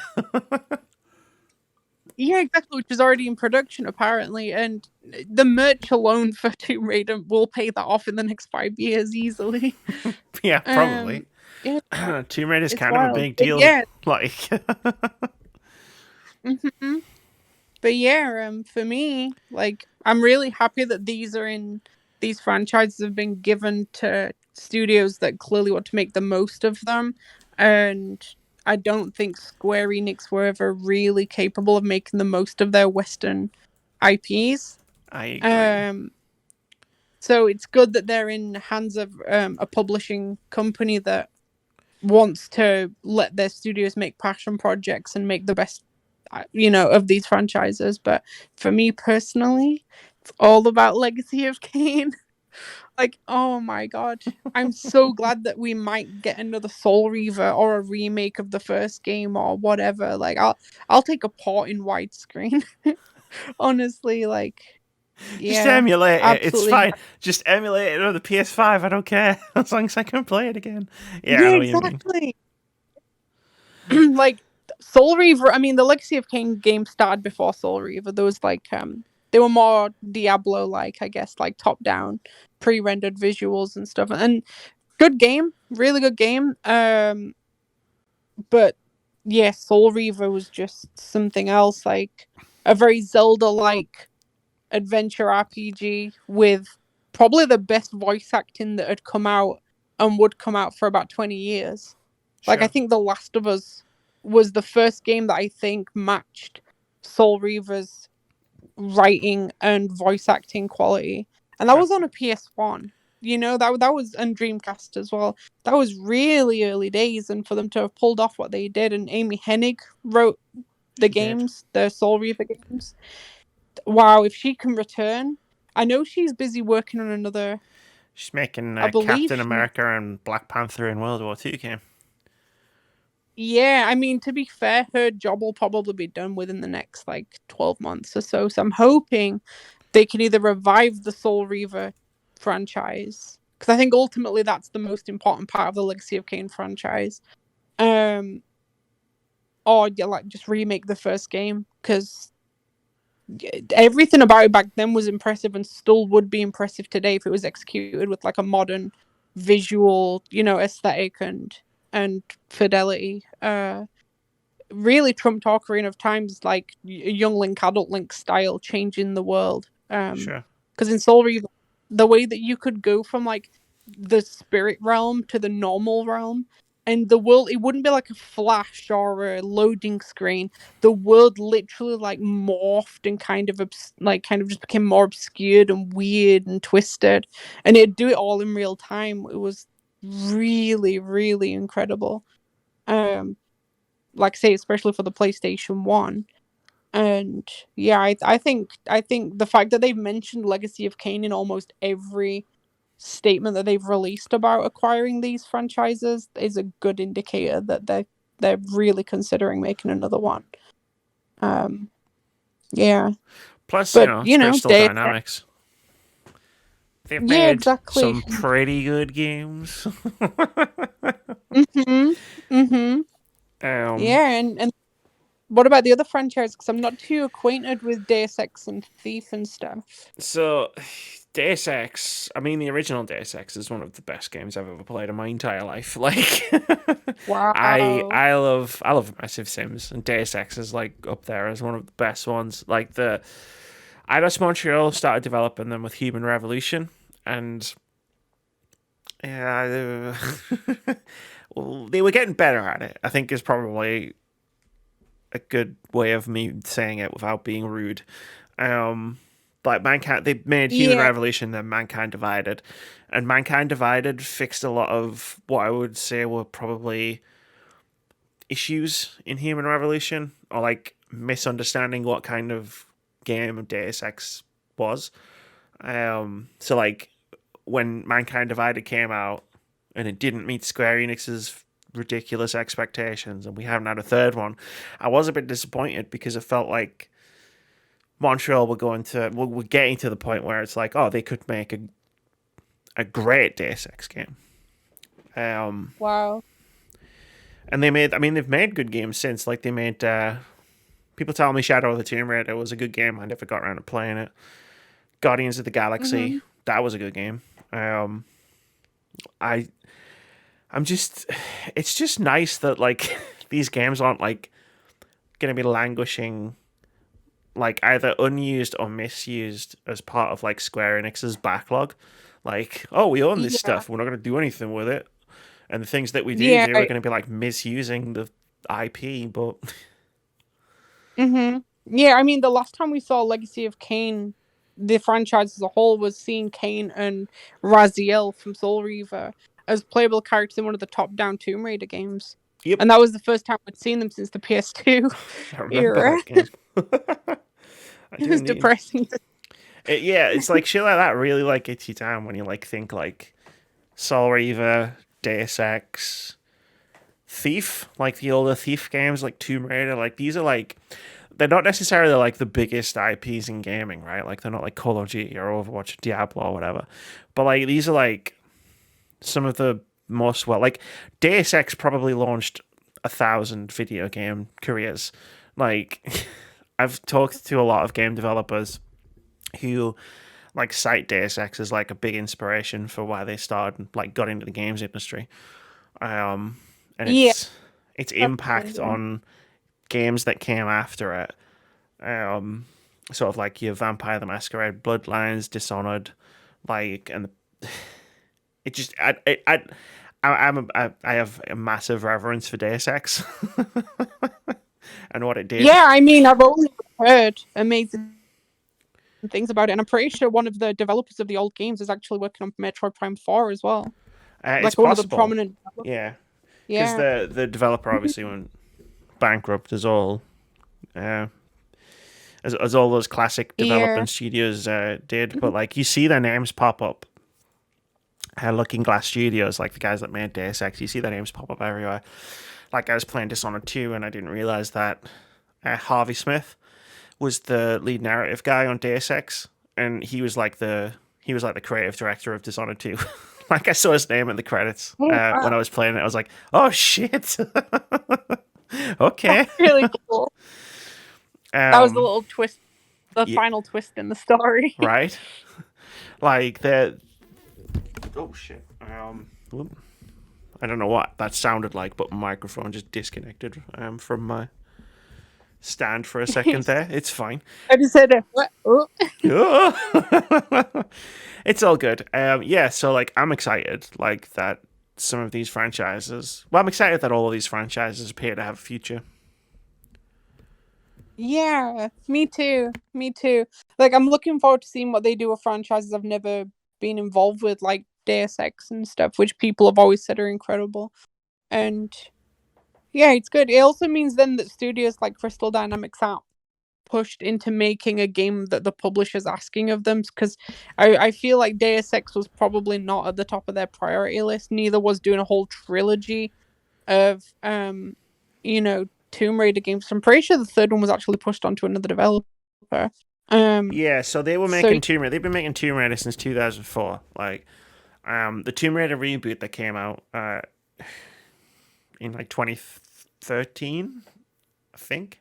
mhm. Um, like that was them rebooting the series, but they were rebooting it from they'd already made a trilogy of Tomb Raider games before that, Yeah. which were also all actually really good games. Um, Yeah. but it was a case of these games are really good, but the Tomb Raider formula needed like rebooting almost. Like we needed a different take, and Crystal did that with the reboot. Mm-hmm. And then like they make the third one, like was made by Eidos Montreal because Crystal Dynamics were going to make Avengers. And that meant Eidos Right. Montreal couldn't make a third Deus Ex. And they like if you look at Oh, the that really sucks. LinkedIn's of people who worked at Montreal, like they list like it's a project with a code name that clearly was the third. So at some point they were working on a third Deus Ex, and then they made Tomb Raider, and Crystal made Avengers, and that's what I talk about when I talk about like Square Enix sort of like mismanaging or misusing like the IPs in these studios, because that didn't end well for anybody involved. No, Like, it's a shame too because Crystal Dynamics have been pushed around a lot in that way. Um, when Soul Reaver 2 was in development, I think it was Eidos at the time. yeah, Kind of pushed them into taking over the Tomb Raider franchise, which they didn't really want to do at that time. They wanted to just finish Soul Reaver and then consider options after. So the team was split, which meant then that Soul Reaver 2 got severely like diminished staff numbers. And I read up on that quite recently, and it just sounds to me like Crystal Dynamics have had a really rough time, going yeah, as far back as the early 2000s. So yeah, it's going to be nice for them to have more freedom. Hopefully, you get the most passionate people for each project, whether it's Deus Ex, Thief, Tomb Raider, Legacy of Kain, or God knows what else. Like Gex, I get a weird baby. feeling like yeah, Gex is probably there. So hopefully, we just get the most passionate studios doing their Yeah, most like excitable projects. let them do what they want to do. Like you see this so often, whether it's like people are like leaving a studio to form their own studio, or whether it's just like studios like Crystal Dynamics like getting like imagine if you get them allowed, like we've seen this a bit with Xbox, with like the studios that they've bought and the things that they're now working on, like giving them the creative freedom to work on the things that they want to work on. It goes back to the thing Mm-hmm. we were talking about right at the beginning of the podcast about passion, and like seeing that passion translate onto the thing that you're playing, where it's just like that's the best thing for for the studios, the people that work at the studios, the games that they make, and the people who are paying the money to publish the games. Like they're gonna make more money. Like that's how it works. Like Yeah. Crystal Dynamics currently like probably one of the most well-regarded studios in the games industry. Like Microsoft just got them in to co-develop Perfect Dark with the initiative, and That's a, now they can. Then now they've got complete control over Legacy of Kain and Tomb Raider. So I mhm. imagine we'll be getting one or both of those in Yeah. development pretty soon as well. Yeah. I mean, it with Square Enix, there's been so many projects as well that were in development that got cancelled. It was just more proof that they needed to get rid of their Western division. There was a Legacy of Kain game being produced a few years ago as a PS4 launch title called Legacy of Kain Dead Son, and that was made by Climax, who I don't know if they were like Climax, a yes. contracted. Yeah, I don't know if Name they sounds were familiar. contracted. Um, I'm trying to remember what they were. I get the feeling they worked on a racing game or so. I can't remember. But Climax so they worked Studios. on that for 3.5 years, and even that got cancelled. You know what I mean? Because apparently Square Enix's Square Enix's Western division was so poorly managed that they were constantly having a tug of war with the publisher, and the publisher was like, "Yeah, we want it to be multiplayer now because that's what's going to be big multiplayer." So that's when they made that Nosgoth that got released, and then I remember that game. Yeah, yeah, I did not know. So I played that game in EGX with Russ when we went down one year, and it was pretty fun. Like for a multiplayer, like an mhm. arena game, it was pretty fun. I didn't realize until after it had come out. I played it a bit and then it died. I I didn't realize that it was meant to be a Legacy of Kain thing. Yeah, because originally it was called War for Nosgoth, and it was meant to be a multiplayer component to Legacy of Kain Dead Son. But Okay. Legacy of Kain Dead Son got cancelled, and they were like, okay, we're just going to develop the multiplayer game. because the single player thing, we can't decide what we want with it, even though the developers knew exactly what they wanted to make with it, which is really frustrating. A lot of the staff that were working on that game, Dead Sun itself, actually used to come in at weekends and work massive hours, and just the art team poured in so much effort and love into that world, only for them to cancel it to make this multiplayer thing that then got cancelled as well. It's just one of the examples of how Square Enix really didn't know how to manage, anything outside of their primary studios. So it's probably best for the studios that have been bought by Embracer, and also better for Square Enix. But 300 million sounds like Change. a tiny sum. Yeah, but it's cash. It's not assets or stock. It's 300 million cash, and that's probably quite a lot for a publisher to get outright. So hopefully they invest that into themselves, and we get to see more quality Square Enix titles. That'd be nice. Yeah. Trying to figure, doing a podcast like this one and trying to figure out what's spending the year. We've spent 2022 trying to figure out what Square Enix is doing. It's very difficult. I mean, I saw a leak, and everything in the leak came true apart from one thing. So the leak was about, it was about Intergrade, Final Fantasy VII Remake Intergrade. It was about Ever Crisis. It also was talking about Final Fantasy 16 being developed by the team who made 14 and a load of other stuff. And the one thing that is missing is Final Fantasy 9 remake. So with Crisis Core getting a release, excuse me, this winter, then we've got Final Fantasy 16 probably in the first half of next year, and then we have Rebirth, the second part of the Final Fantasy VII remake series. Rebirth will be out at the end of the year, probably November, December. It means that the year after that is probably when they're going to start talking about Final Fantasy IX remake and whatever else they've been cooking up. But there's a lot of stuff, and we're apparently getting a Nintendo Direct as soon as Tuesday, potentially. So we could be finding out. I mean, Harvestella, PS5 showcase as well. Yeah, so we could be seeing more, but they have been announcing smaller stuff like the Harvestella. That was a weird one. It came out of nowhere. Style game. Yeah, it looks good though. It looks really good. I mean, it combines like Majora's Mask and Harvest Moon, and a bit of Final Fantasy Crystal Chronicles into Final Fantasy. Yeah, it's cute and it looks intriguing. So hopefully they can show more of that off. And they're no doubt working on another Nier game. I hope so. Bayonetta 3's got to be either done or close to. Nier Replicant sated my hunger for Nier, but it's not going to last forever. I need more. Yeah. There's a lot they can do, and now that they've kind of slimmed out their catalog, hopefully it means that things will just start to come together a little quicker. They've already started working on Part 3 of Final Fantasy VII Remake, and I mean they'd have to. They've streamlined themselves internally a lot, no doubt. So I mean, they have, kind of because exciting. 10 years between Final Fantasy games last time, so it's definitely quicker this time. She'd love to see. We do. Should we talk about things we don't love to see? Is that a segue that works? What don't we? I think that's a segue that works.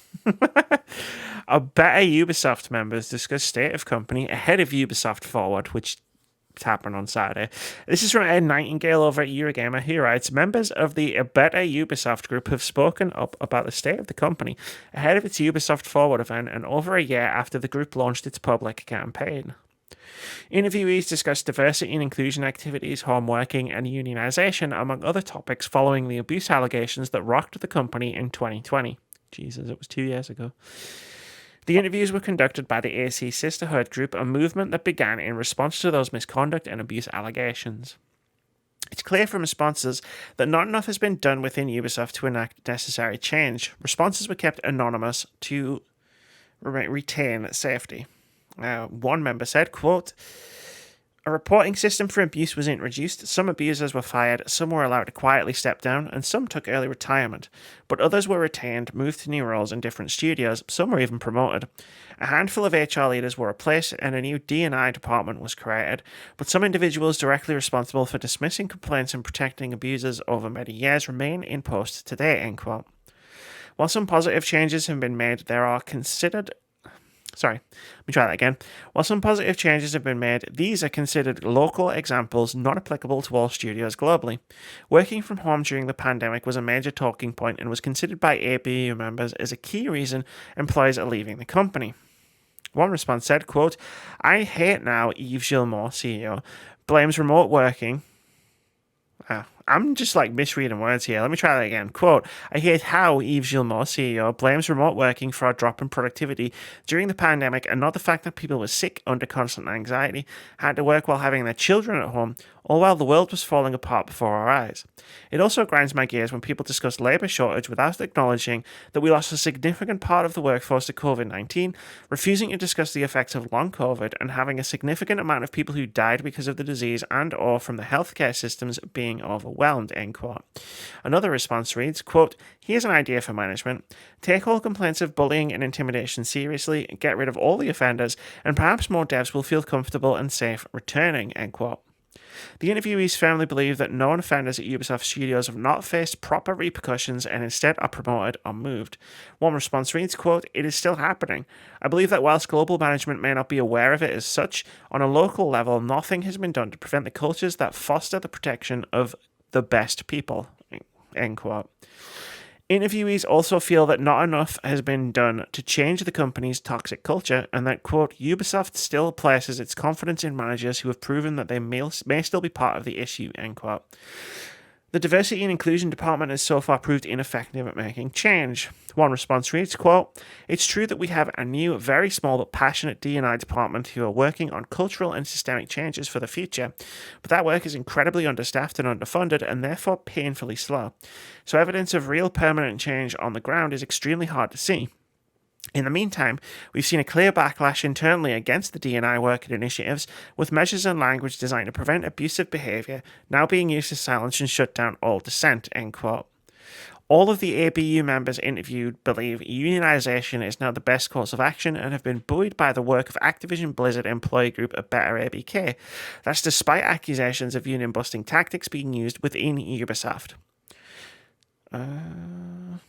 I'm just going to skip to the end. One interviewee summed up the current state of ABU within Ubisoft with this, quote, "1 year later and management have completely failed to work with us to meet our 4 key demands.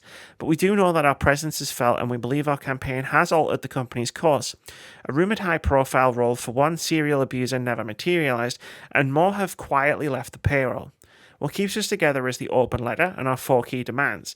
In the process of taking that stand together, we've built a powerful foundation for the future, a huge support network that can collectively push to make Ubisoft a better place to work," end quote.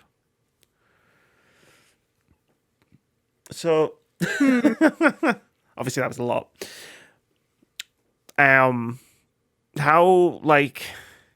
So I sit here on this podcast talking about this, like, I've been talking about this for 2 years. Yeah. Like how like in depth is like your knowledge of like the Ubisoft situation?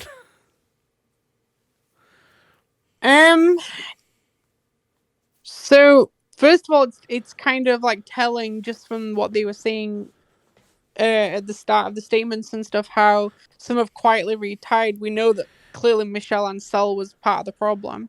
You know, Yeah. the guy who was working on Beyond Good and Evil 2 and the Rayman series and stuff. Clearly, Yeah. he was like, "Oh, I've decided that now, during all this time of all these allegations, it's finally it's just a perfect time for me to just disappear into the wilderness so I can enjoy my other passion, which is nature photography." And it's like, dude, you literally basically just called yourself out as being part of the problem. Like, you know, this kind of crap's going on in pretty much all the AAA studios. Like, even Bungie, who talking about how hard they were fighting to make things fair. I've been hearing that like women have been getting fired because they've been, I you know, haven't been able to bring that out. They're not the only one. Sorry. No, it's okay. It's just that, but it's not just Bungie and Ubisoft. It's pretty much Sure. all AAA developers are kind of built around this dude bro sausage party kind of mentality where it's just you've got a bunch of guys in charge of everything that clearly don't respect the people that they, are meant to work alongside, and just nothing's well, definitely not enough is being done. Yeah, it's disgusting, and the fact that this has been going on for so long now at Ubisoft alone, and not enough's being done is just it's almost nauseating, because we don't even know the level. They won't go into the level of detail about what's been happening, but you can guarantee it's sexual assault. Not sexual assault, but sexual harassment, and it fires me up in a bad way. Yeah, it detracts so much talent from entering the AAA space as well, and Or it's gaming in tragic. general. Like the one of the many things that obviously like are bad about this situation. Like one of them is like it drives people out of gaming altogether. Like Hmm. gaming companies like Ubisoft, they prey on passion, right? Like a lot of people who get into the games industry to make video games do it because they Yeah, love video games and they're passionate about them. They want to make them. So like that does leave them open to being exploited by companies like Ubisoft, absolutely. in the form of things like crunch and stuff like that. And then you compound that by the issues that we're seeing at Ubisoft, at Activision Blizzard, at other studios. And you're right, like it's a systemic problem. So like most studios probably. I mean, I'm going to emphasize the word probably so I don't get sued. Are probably dealing with like something like this, or something like this is happening, and they're not dealing with it. Mm. And they like it can. I imagine it can be easy for a company like Ubisoft to get away with like letting this stuff slide because the people who are bearing the brunt of it are trying to hold on to a job where they're doing something that they love, but then that becomes poisoned almost because of the situations that they find themselves in, and then we just lose talented and really passionate people, and because of really toxic, horrible people who have risen to the top of these studios or close to the top of these studios. Yeah, and it's because of a like-minded mindset too.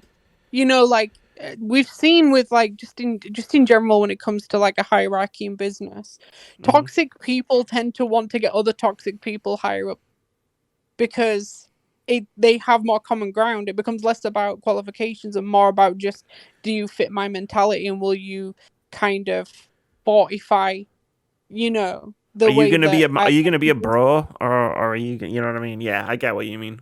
Yeah, exactly, yeah. And it's sad. It's really sad, and it just shouldn't be acceptable. It shouldn't at all. Like, and like you said, loads of these people, like, they'll have been, you know, women that have like been playing Rayman and stuff as a kid and want to work at Ubisoft, and they finally get to work there, and then suddenly the person that they idolized as being this wonderful, amazing, creative person is suddenly now exploiting them, and also potentially being improper with their conduct because of, you know, what someone looks like or how someone dresses or what have you. And we know there's a lot of homophobia and other things too.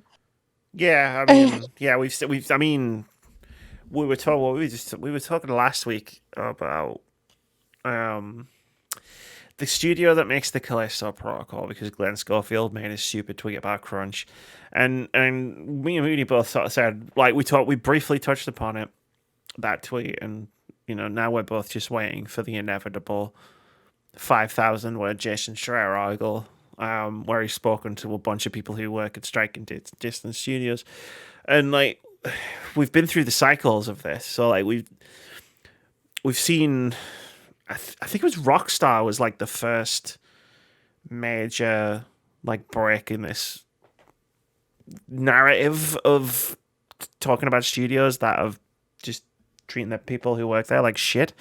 Um, I had a point. It left my brain. Oh no. partway through that sentence.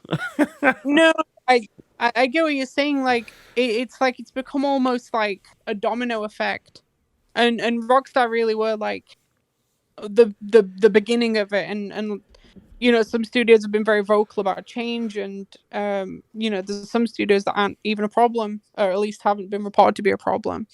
But yeah, between like the bigoted views and the way that they're actually expressed in the workplace, the way that they can manipulate people into doing crunch because, hey, dude, you've already put 2.5 years of your life into this thing. You're really gonna let it sink? Like, there's just so Well, much I'm the boss and I'm toxicity. doing 60 hours a week, so. And Yeah, then but they is just it really leave 60 that. hours of work? Yeah. You just leave the Yeah. sentence to trail off, and it's the implication. Mm-hmm. Yeah. And that's not to mention that a lot of the time crunch isn't paid fairly, especially with it all being overtime, Mm-hmm. you know? And I understand that for some companies, crunch is something that a majority of a studio will embrace. But I still don't think it's healthy. It's I a think that failure of management. Crunch is a it is. failure of management, and Mm-hmm. it's as simple as that. Like, if you need to crunch on to make your game, whether it's for a month, a year, 2 year, like however long it's for, you have to look at yourself as a manager and say, I've fucked up here, like, because your job is to look after the well-being of the people that work for you, and crunch is the exact opposite. And we've seen the stories. We've seen people who have suffered from that talk about their experiences and how it affected them. Just like we've seen it from the abuse, the harassment, the bigotry that is inflicted on so many people who work at video game studios like Ubisoft. Like, I haven't had much or anything good to say really about Ubisoft for the last couple of years. Like, and I always try, I Mm-hmm. always want to make sure when I do talk about this stuff that I want to emphasize the point of, like, I dislike Ubisoft the company and the people that run it. Most of the people that work there are amazing people who are so talented Absolutely. and Yeah. incredible and doing Mm-hmm. amazing things. And I never want them to ever feel like when I go, fuck Ubisoft, like I'm saying fuck you. I'm not. I'm saying fuck Yves Gilmour. Like, fuck the company that is fucking you over. Yeah, absolutely. And I mean, the thing is, well, it's not when it comes to the industry, like the captain doesn't sink with the ship in those circumstances. No. You know, like a game tanks because they forced crunch and still shipped it early, right? People suffered needlessly, and the game was released early. It wasn't received very well. Mm-hmm. Didn't sell nearly as much as they anticipated, which sometimes is a hugely bloated number anyway. Look at Rayman Legends. And then who gets the boot for it? It's not the guys at the top who mismanaged from day one. Yeah. It's not the people that have been abusive and difficult to work with. It's the people that work tirelessly to make it. They're the ones that'll get booted. The programmers, the people in the art teams and stuff, it's those that face, the guillotine, not Mm-hmm. not the guys at the top that are also causing issues beyond, just sales expectations. And yeah, it's so frustrating. And I'm sure there are some studios even within Ubisoft that aren't problematic. Right. Yeah. I really hope the Mario and Rabbids team with that David Soliani. I really hope that teams like that are actually just fostering goodwill amongst each other. And but gosh, it makes you kind of nihilistic, to some degree, that they're just going to keep on doing things the way that they have done, that the no things aren't going to improve, and God knows that union busting is a big deal. So, but Yeah. I yeah, it's mean, a shame. studios need to unionize. It's as simple as that at this point. Unions Yeah. won't fix everything because that they can't, but it's a good step in the right direction. Like the fact that Yeah. it's Foxes. We used to have a guy called Foxes. That's not his actual name on the podcast for a little while, and he always used to talk about pressure for change. Right, like we just need to keep pressure on To companies build like momentum. Ubisoft to build momentum. Exactly. Like when we Yeah. talked about the Glenn Schofield tweet last week, tweeting out like, oh, we work 12 to 15-hour days, like 6 to 7 days a week. A few years ago, if Glenn Schofield, CEO of Video Game Studio, had tweeted something like that, everyone, like, not everyone, but like the majority of like replies would have been like, yeah, they're so passionate and they're working so hard to make this game. Whereas like last week when it happened, like there was a lot of pushback. So I think even that, while the people working on the Callisto Protocol are obviously going, some of them are obviously going through hell right now. Yeah. Like the pushback is a good sign because that wouldn't have existed a few years ago. So we are making progress. Yeah. The romanticism of crunch is gone. It's dead. Good. And it's only a good thing. I don't care if a game releases in this time slot or that time slot. I care much more, and I think that's become like a majority view at this point because people aren't sold by the way that AAAs have tried to sell crunch as being a positive thing, as like a marker of passion and dedication. Like that, not many people think that way anymore, and I'm glad because ultimately it doesn't matter when a game launches. I care much more about the welfare of the team making it. Yeah, and we all know that burnout is chronic, and crunch creates burnout. Crunch creates burnout, mental health issues, physical health issues. Like when we talked about Anthem specifically, was a big one. I remember really getting to sort of see the effects of crunch on people, not just on a game that came out and was unfinished and busted up and shit. Let's be fair, but on the people themselves. And like I've been in the same boat for like the last few years where.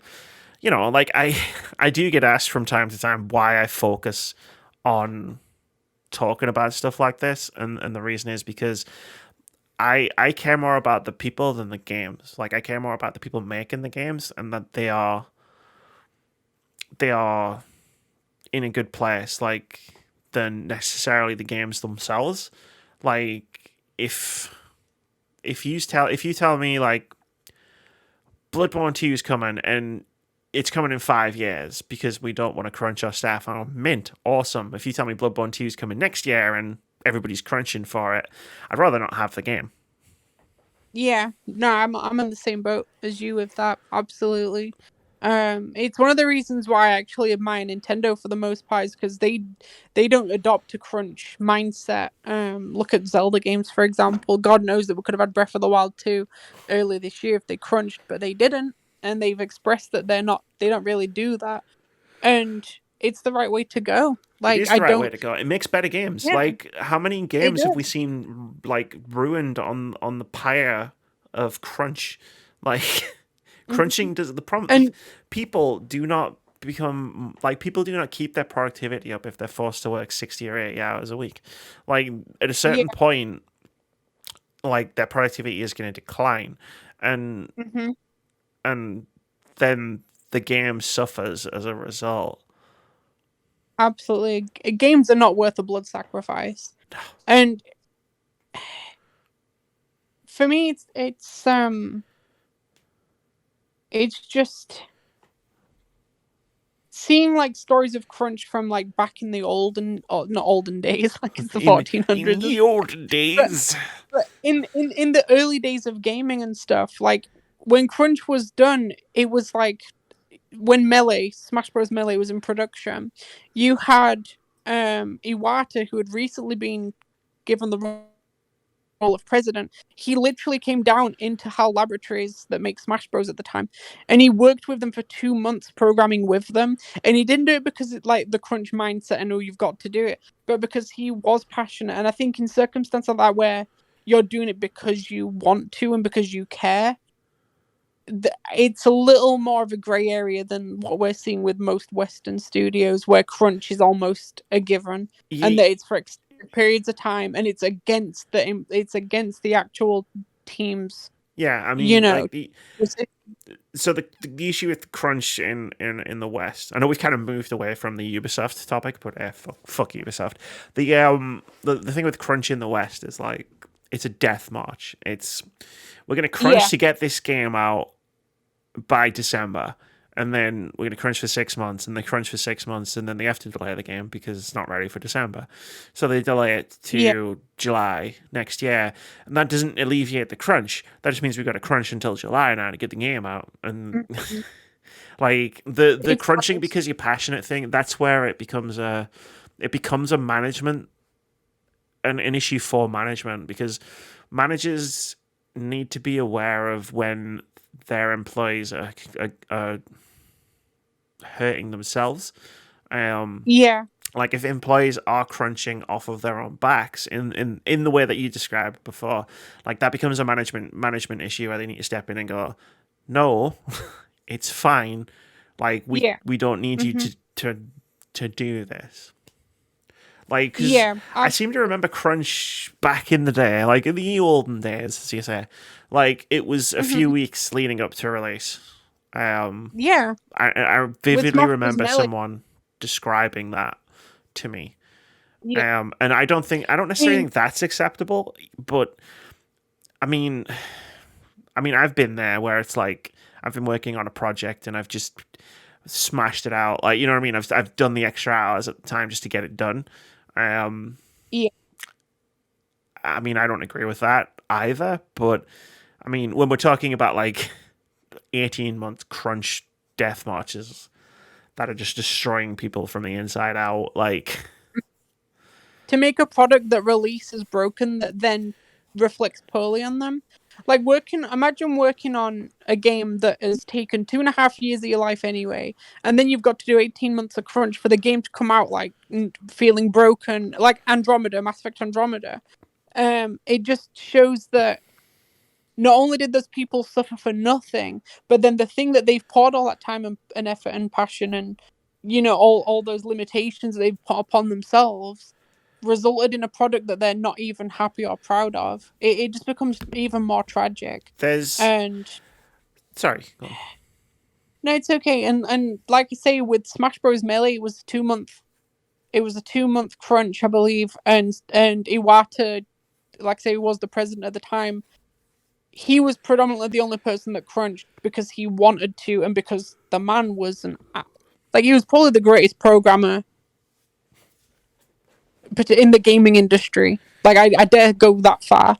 He also did crunch time on Pokemon Gold and Silver because Game Freak couldn't fit the region of Gold and Silver into the cartridge alone, and he created compression that was so well done that they managed to fit both the red and blue region and the gold and silver region with all the Pokemon.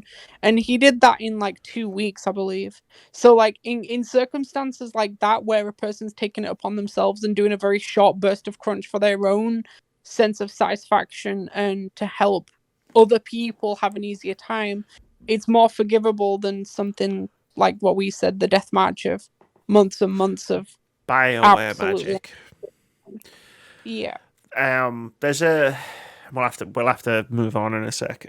Just for time reasons. There's an attitude that I think we really need to like stamp out, which is that like to make great art, people need to suffer.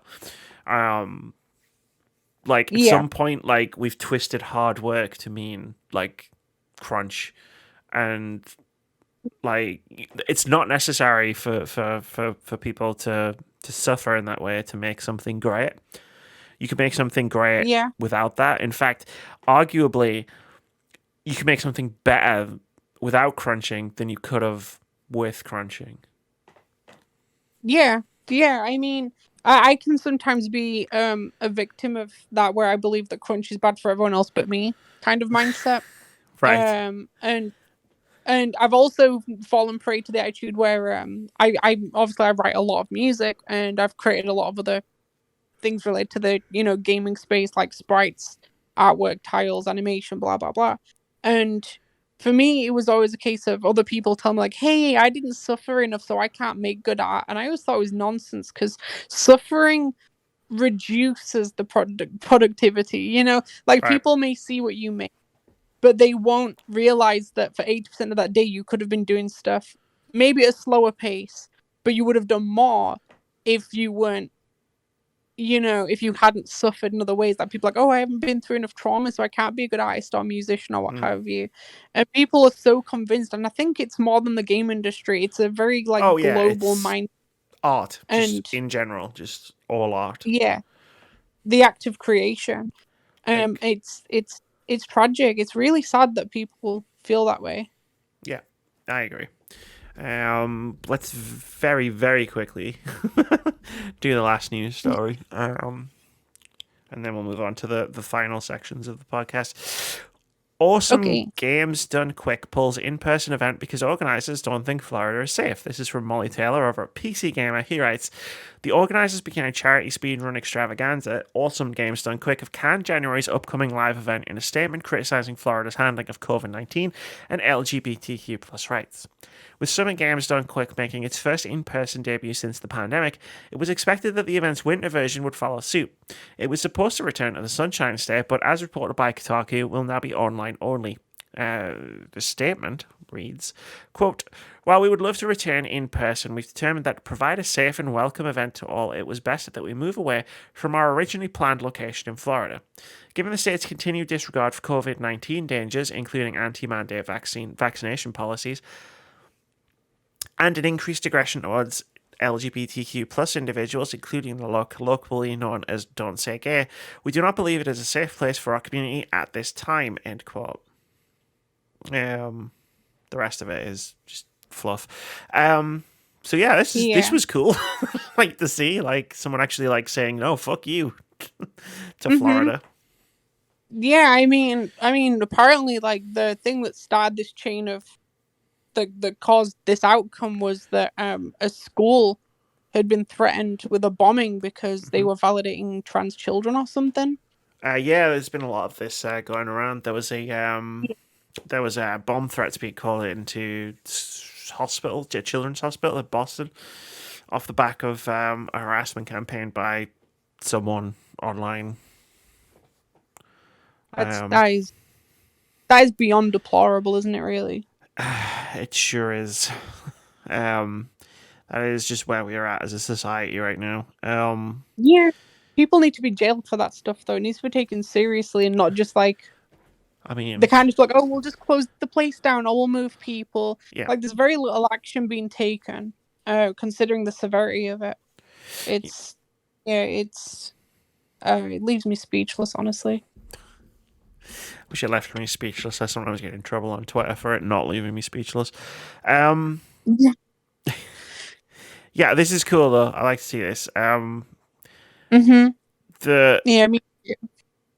They're right. It's not safe for their community from the handling of COVID-19. Like, you imagine having a big convention hall full of people in Florida. For COVID alone, just for COVID alone. But like, there are a lot of LGBT people that do the speedruns. There are as a lot well. of there are a lot of queer speedrunners.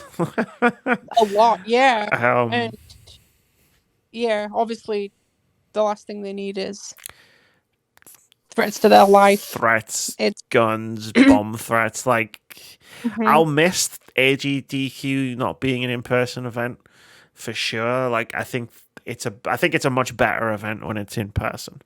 But like, if this is their stance and I support it. And if that means that the event has to be online only, then it means it has to be online only. It's still going to raise a lot of money for charity, and it's still going to be great. Absolutely. They're always amazing. Always. So you always see the impossible. They're like the superheroes of the gaming world. Like, they just do something in a game that you think back to front.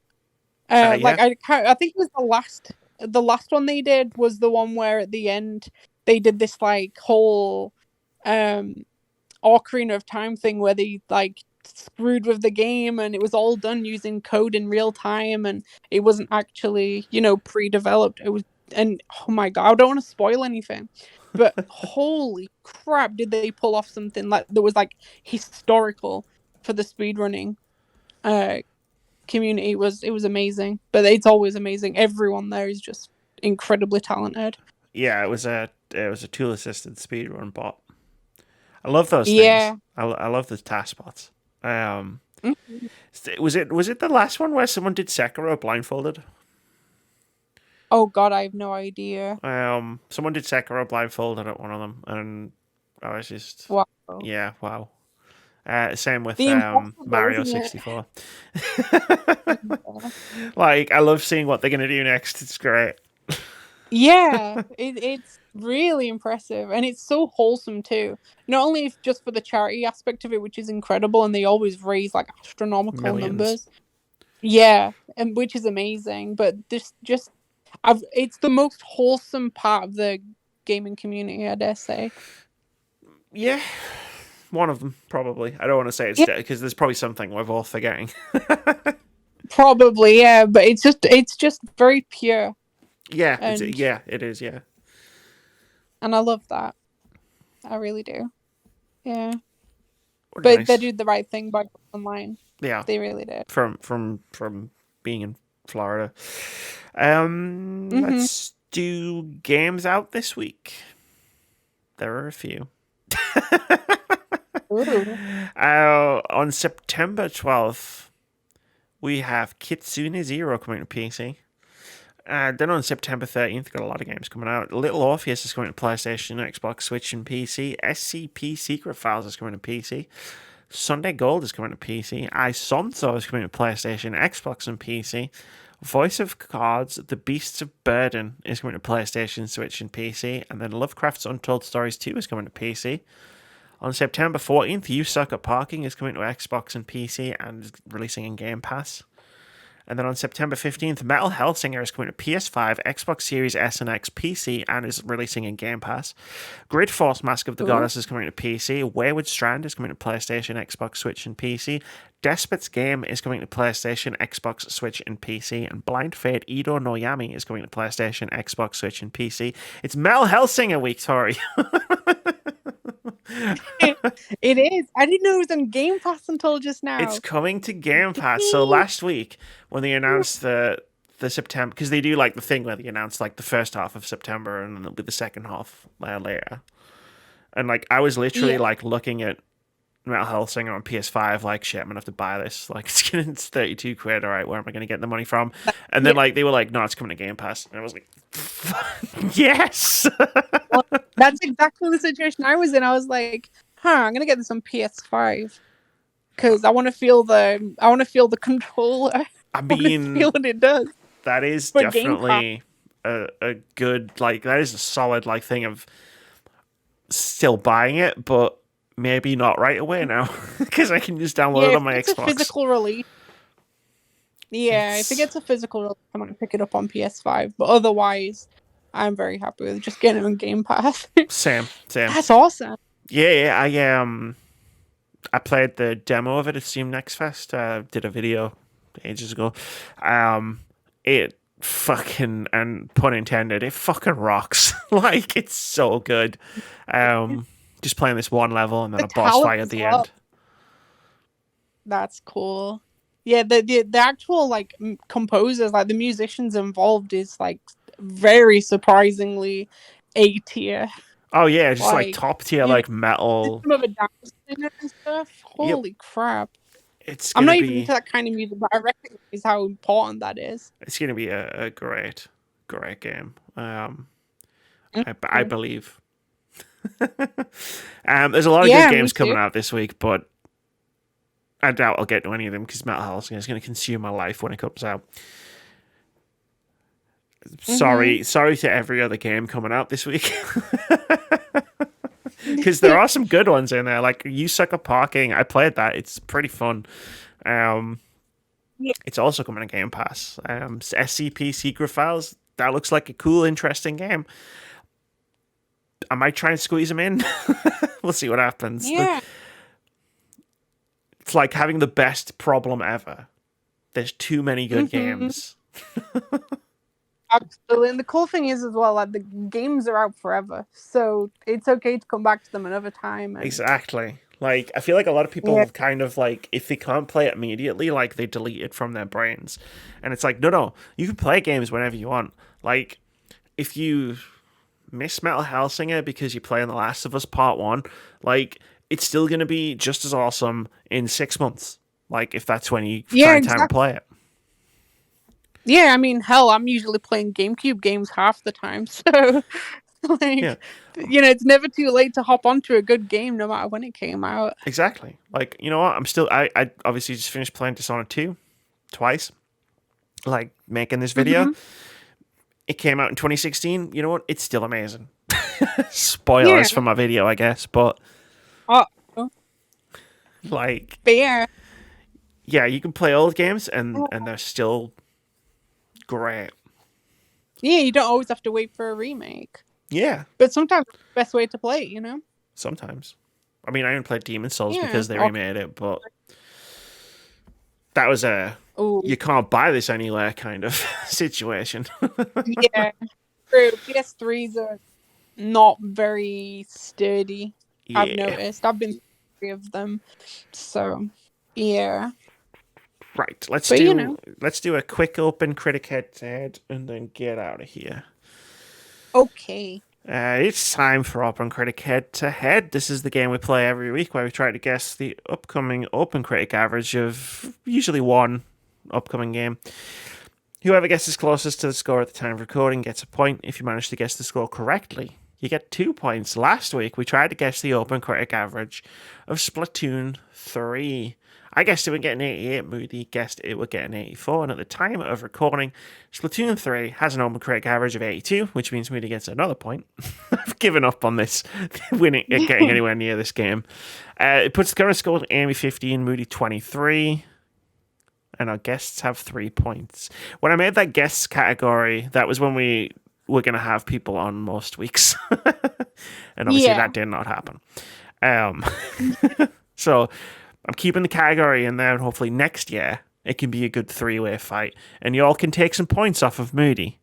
My only saving grace is he's destroying me in OpenCritic head-to-head, but conversely, I'm destroying him in our other game, Fantasy Critic. And everybody else. This week, we're going to try and guess the OpenCritic average of Metal Hellsinger. Moody's already put his number in the Google Doc. He's guessed it's going to get an 80.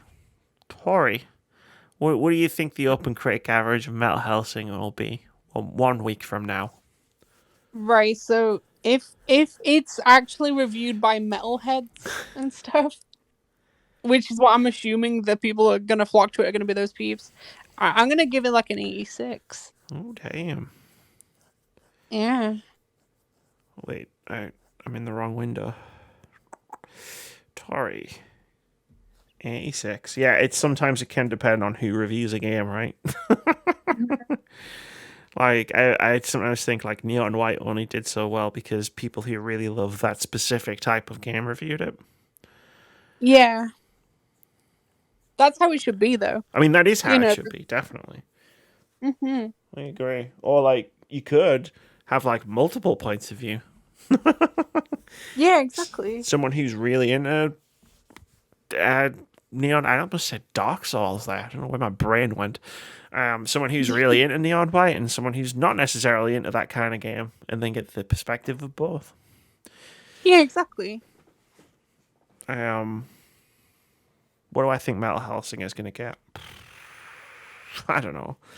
I always try to, like, with a game that I'm excited about, and I'm really excited about Metal Hellsinger, I have a tendency to get overexcited and like overshoot on, like, Splatoon 3. I overshot on Splatoon 3. But I don't like reining myself in. This is why I always lose this game, Tori. That's okay. It's okay to be excited. Because I want to be optimistic about stuff. So I'm just going to put 90. Ooh, okay. I mean, I've played it. I've seen how excited some people have gotten on my Twitter timeline after having played the demo. And I'm remembering how well Neon White did. And, like, I know, like, Neon White and Metal Hellsinger are different types of games, but, like, they feel very similar. And, like, they're aiming for a very similar sort of audience. So I'm kind of basing this off of how well Neon White did. Because I think people who love Neon White are going to love Metal Hellsinger. Mm-hmm. So, that's my reasoning for it. Yeah. And maybe I'll just get one. If I can just get one more point, like if I can just get one more point, I'll be happy. I haven't scored a point since fucking Live Alive came out. Live Alive. Gosh, I own that, but I haven't played it yet. So I've have played no idea. three of the 8 chapters. Ooh, is it good? Yes, not what I was expecting, but very good. That is gonna do it for episode 320 of the Words About Games podcast. Tori, thanks for filling in.